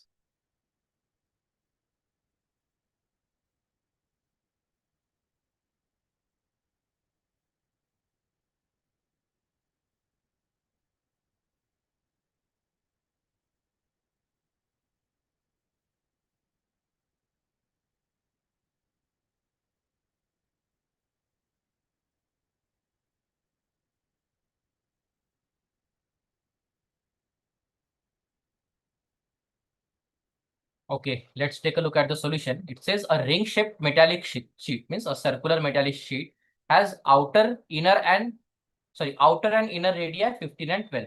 So outer is 15, inner is 12, right? So this is 12. This outer is 15. What percentage of area of the full circle does the ring occupy, right? So now see this. This is the full circle, but ring is having this much area, right? So the ring, the center part will be hollow. This will occupy this much area only. What would be this area? This is pi 15 square, right? The area of the outer circle minus area of the inner circle, pi 12 square upon. We need this area as a percentage of full circle. The full circle is 15 centimeter radius. So upon pi 15 square. This fraction into 100 will give me the percentage of area occupied this region. So what do I get? Pi common, 15 square 225 minus 12 square 144 upon this is pi, 15 square is 225 into I have to do 100. Pi cancel, 225 minus 144, what do I get? 100, 80 and 81. Yeah, 81 by 225 into 100. Right? So if I take a look at this, what do I get? 25 4s are 100, 25 9s are 225. So 9 9s are 81, 9 4s are 36. So the correct answer is 36%. Okay, option 3. If required, please take a solution. Please take a screenshot of the solution and then we'll proceed to the next question. Okay.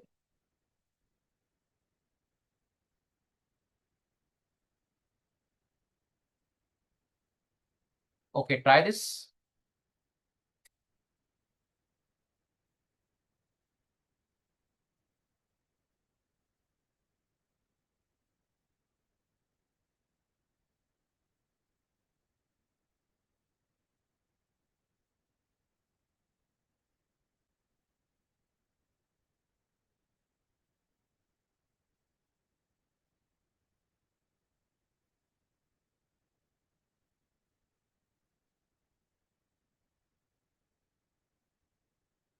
Okay, let's solve this. It says a solid sphere is placed inside a cube such that it touches all 6 faces. If the edge of cube is 18 centimeter, what is the volume of cube that is not occupied by the sphere?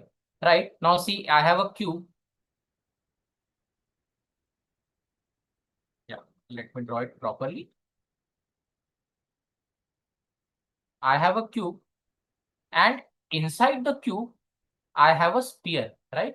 Inside the cube, I have the sphere. That means I can say side of the cube would be equal to diameter of the sphere, right? Side of the cube will be equal to diameter of the sphere. So side of the cube is 18, the diameter is 18. So for the sphere, radius is 9. It's asking what volume of cube is not occupied by the sphere. So basically I do volume of cube minus volume of sphere. Volume of cube is 18 cube, side cube. So 18 into 18 into 18, right? Minus volume of sphere is how much? 4 by 3 pi r cube. So it is 4 by 3 pi r cube means 9 cube. Okay. Now this 18 cube. So this is my final answer, but we have to make it into the format of the options. So this 18 cube can be written as 9 cube into 2 cube minus, we can say 4 by 3 pi and 9 cube. Okay. So if I take 9 cube common, what do I get? 9 cube common, 2 cube is 8 minus 4 by 3 pi.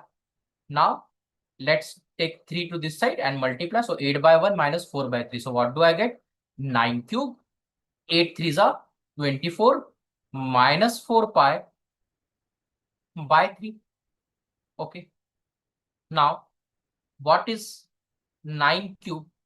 9 cube is nothing but 729. 729 by 3 is how much? 243. So this is 729 and by 3, 243. Into this 24 minus 4 pi. So 4 common, 6 minus pi. This is what I'll have.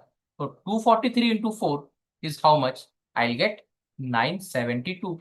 And in the multiplication, 6 minus pi would be there. Okay. So 972, 6 minus pi. Option 2 is the correct answer to this question, right? So if you want, take a screenshot and then we will move to the next question.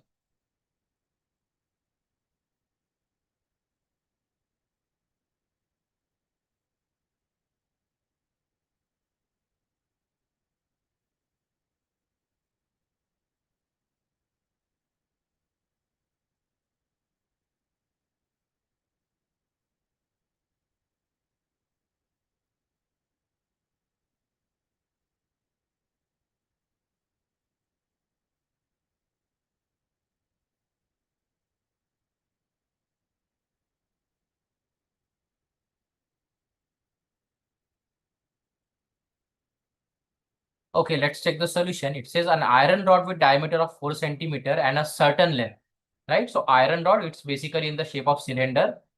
The diameter is 4. So the radius r equal to 2, right? So this radius is 2. Let me write it properly. This r equal to 2, right? Diameter 4 means radius 2 and a certain length. Let the length be L. Is drawn into a wire of length 36 meter. Right now, the length of the wire is 36 meter. Now, this is 4 centimeter and this is 36 meter. So let's convert this to centimeter. So 1 meter is 100 centimeter. So it is 3600 centimeter. So this is the wire 3600 centimeter of uniform thickness 10 meter. So this thickness would be 10 meter. So 10 mm. So the radius would be 5 mm, right? So this radius, this particular diameter is 10 mm. This is the thickness. So radius should be 5 mm. Determine the length of the rod. And this length I need to determine. So in both the cases, volume should be equal, right? So volume would in this first case would be pi into r square means 2 square. I am taking this in centimeter, right? This is in centimeter. This is in centimeter. This 5 mm will be 5 by 10 centimeter. Okay, 5 by 10. This 5 mm would be 5 by 10 centimeter, right? Now everything is in centimeter, no issues. So this volume should be equal to this volume. So pi r square will be 2 square 4. So pi r square h. H is nothing but the length. This is for the cylinder. In the second case, this should be equal to this volume. This volume is nothing but pi. R square is how much? 5 by 10 whole square. R is 5 by 10. So 5 by 10 whole square into the length is 3600, right? So let me write it properly. It is 3600. So pi cancel. I have 4 into L equal to 5 by 10. 5 by 10 means 1 by 2. 1 by 2 square means 1 by 4. into 3600, right? So what do I have? L is equal to this 4 will get here. So 4 into 4, 16. 3600 by 16, or 4 4s are 4 9s are 36. So 900 by 4, or length is nothing but 900 by 4 is 225 centimeter or 2.25 meter. Okay. So option 1, 2.25 meter is the correct answer to this question. Okay. If required, please take a screenshot and then we'll move to the next question.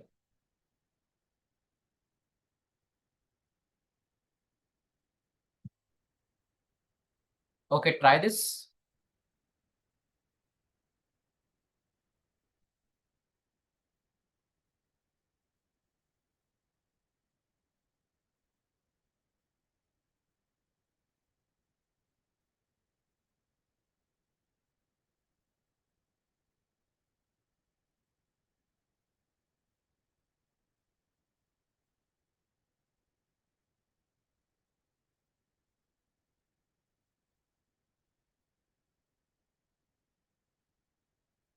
Okay, so it says, which of the following will satisfy 1 by p square plus 1 by q square equal to 1 by pq whole square, right? So if I move this to this side, I get 1 by p square minus 1 by q square equal to 1 by p square q square. What will happen here? It will be p square q square.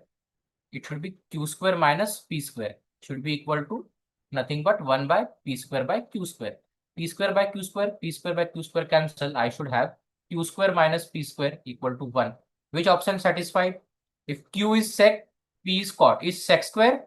So q square minus p square. So sec square minus cot square is not 1. B, q square minus p square. Sec square minus tan square is 1, right? So option 2 will satisfy. So option 2 is the correct answer to this question. Okay.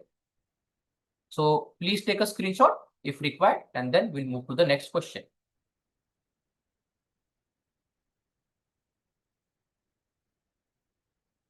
Okay, try this.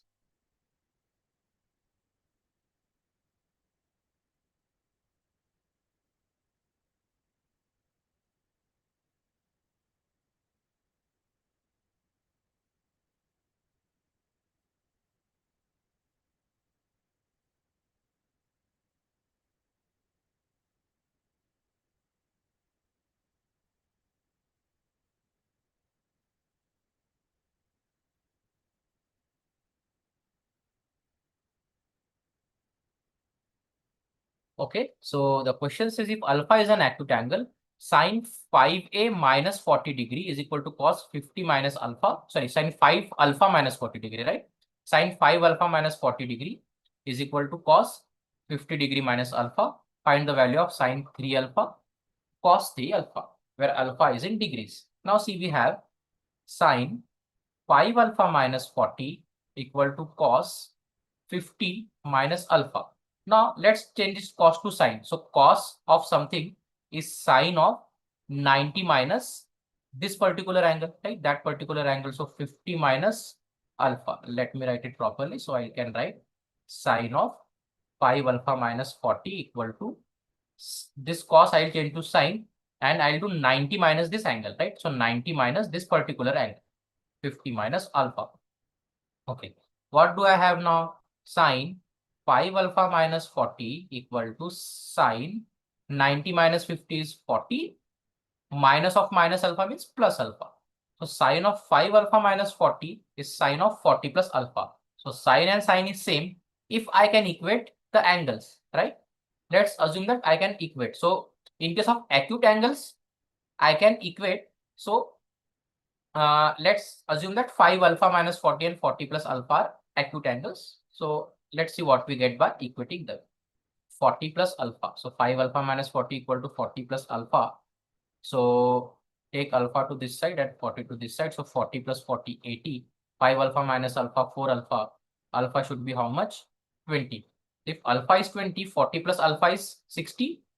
5 into 20, 100 minus 40 is again 60, right? So both of these angles are acute. So we did the correct thing by equating them, right? So we always cannot equate the angle even if the ratios on the both sides are same. But because we know that alpha is 20 So these both angles become acute. So equating them is correct. Okay.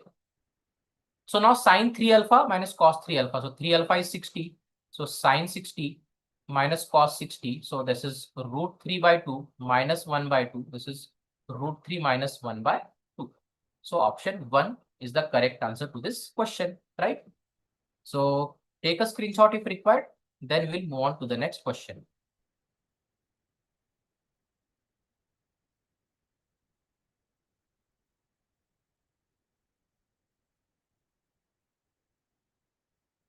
Okay, try this.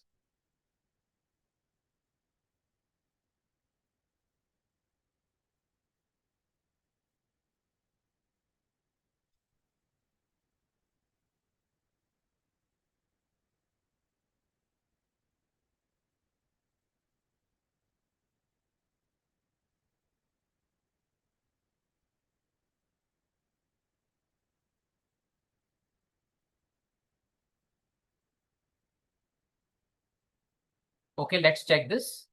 It says which of the following statement is or are true. First is sine minus alpha is minus sine alpha for sine of minus a is equal to minus sine a for a between 0 and 360. We know that this is true. Cos 240 is 1 by 2. Now let's make the quadrant. So 240 would be this 180 plus 60, right? So the angle with x-axis would be 60. It is in the third quadrant, so cos is negative. So cos 60 will be 1 by 2, and by adding negative sign, I'll get minus 1 by 2. So 2 is also correct. Tan 3 pi by 2 minus alpha is minus cot alpha, right? Now see, what do I get? So tan 3 pi by 2. So 3 pi by 2 minus a. So 3 pi by 2 is this angle 270 degree minus a. Minus a means I should go a back. So this is a. So the remaining part should be 90 minus a. So the tan of angle which is making with the x-axis. So tan of 90 minus a, that should be cot a, right? Cot a. And this is the third quadrant. So tan and cot should be positive. So this has to be cot a and not minus cot a, right? So third statement is wrong. Fourth, sine square alpha minus cos square alpha is cos 2a. This is wrong because cos 2 is actually cos square alpha minus sine square alpha, right? So this is wrong. So only 1 and 2 are correct. Option 1, only 1 and 2 is the correct answer. Okay. So if required, take the screenshot and then we'll move to the next question. Okay.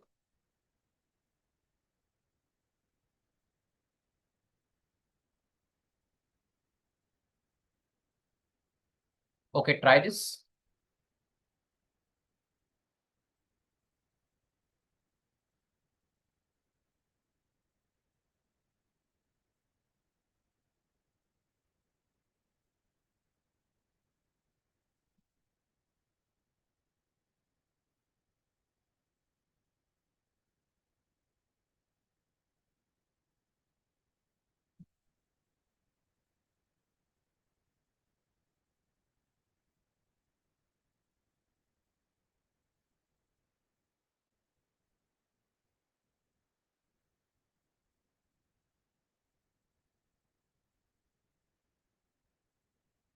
Okay, let's solve this. We have sin x minus cosec x equal to 5 by 2 root 3.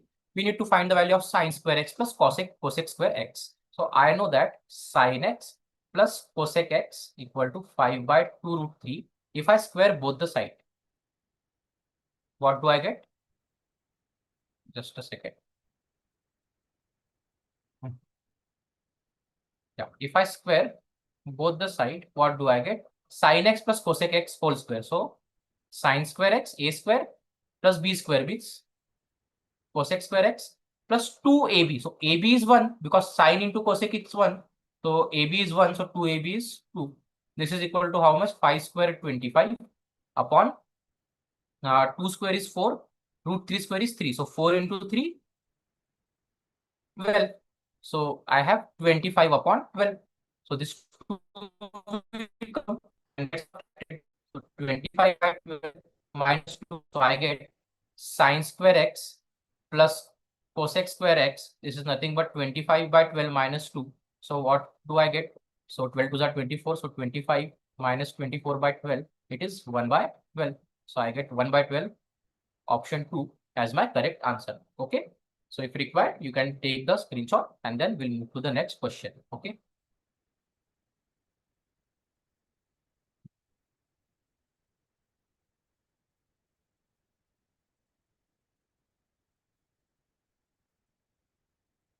Okay, try this.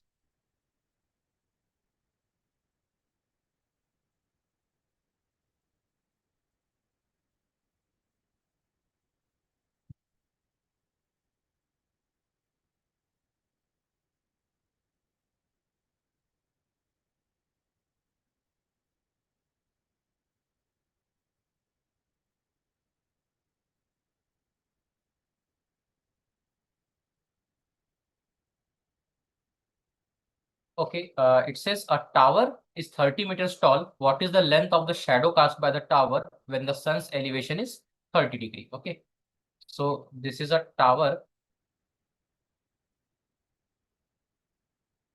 This is a tower 30-meter tall. Sun's elevation is 30 degree, means the angle of elevation of the sunlight coming is 30 degree. Okay, right? We need to find the length of the shadow. So shadow will be on the ground. So this length I need to find. Now see, I know that tan 30 degree means opposite upon adjacent, right? This opposite upon adjacent should be 1 by root 3. So if this opposite by adjacent ratio needs to be 1 by root 3, if this is 30, this should be 30 root 3. That means the length of the shadow would be option 4, 30 root 3, right? So the correct answer is option 4, 30 root 3. So take the screenshot if required, and then we'll move on to the next question.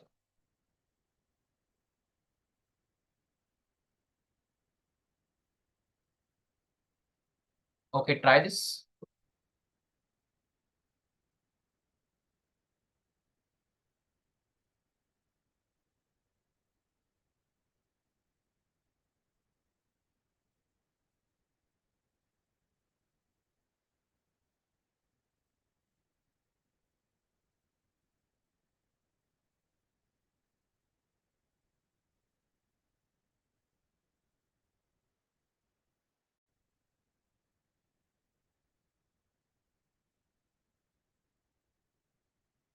Okay.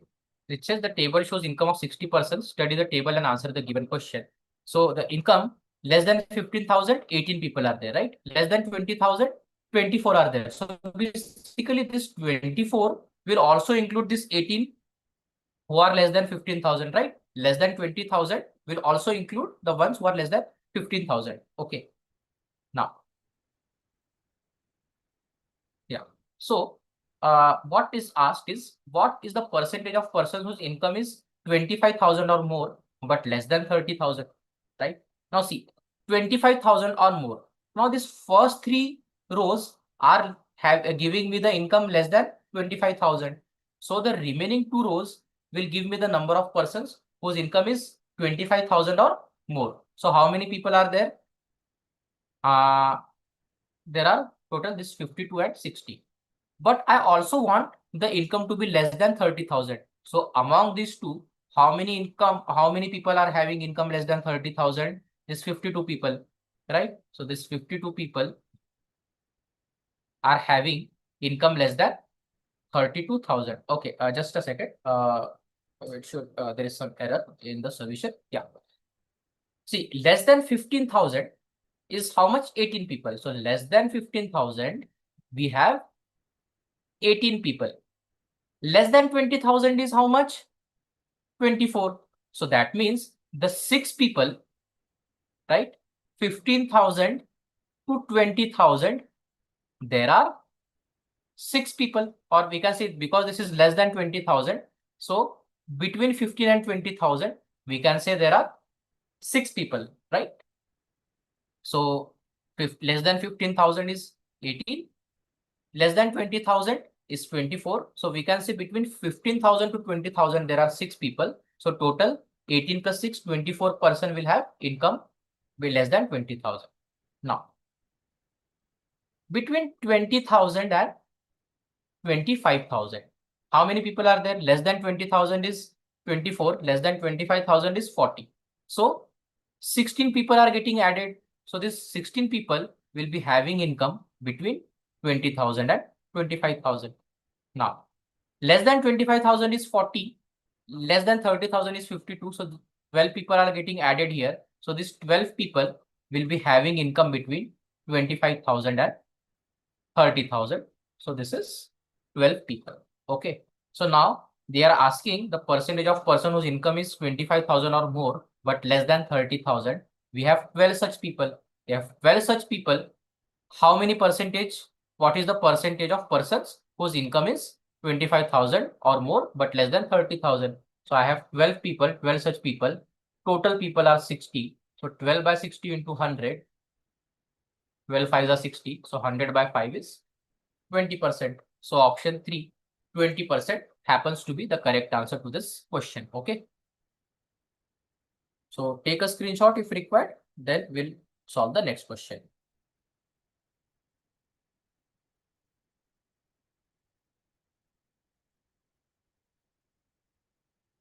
Okay, try this.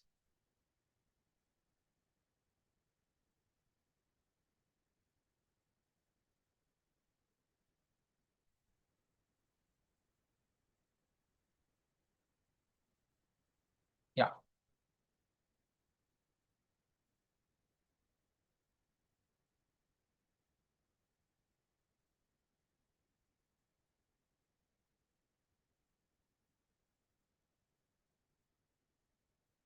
Okay.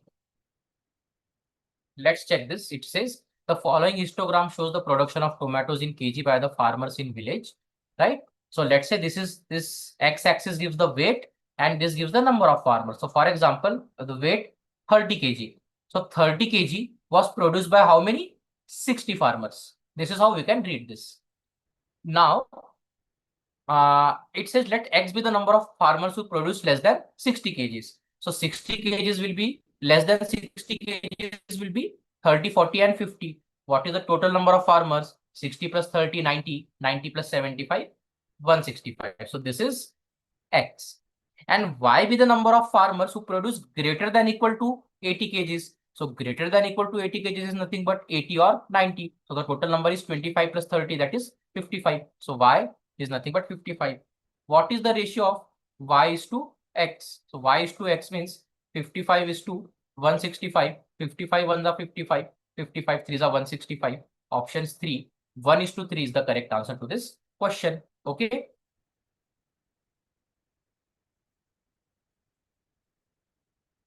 So take a screenshot if required, and then we'll move to the next question, which will be the last question for this session.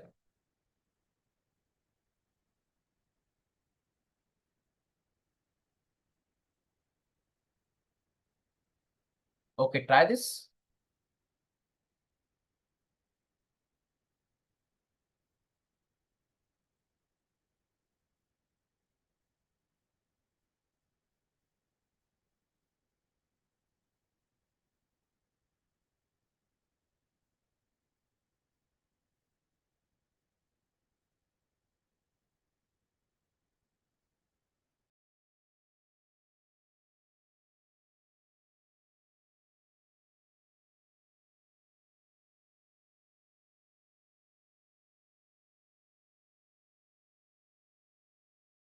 Okay, let's check this.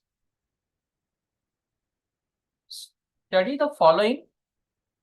Just a second. Yeah. Study the following table and answer the question that follows.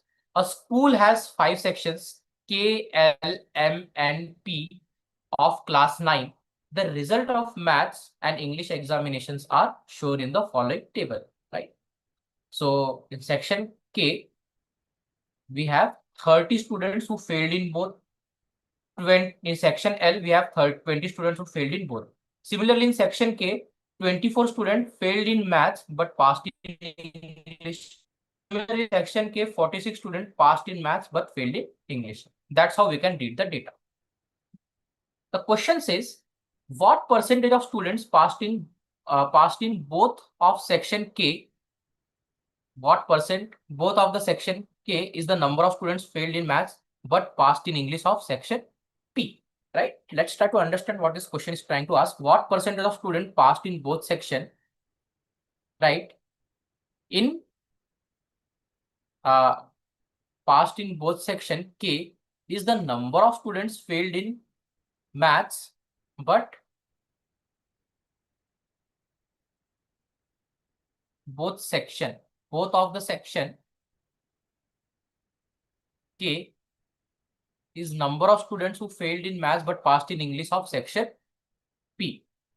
Acha, number of students who passed in both of section K. Now see, how many are passing in both?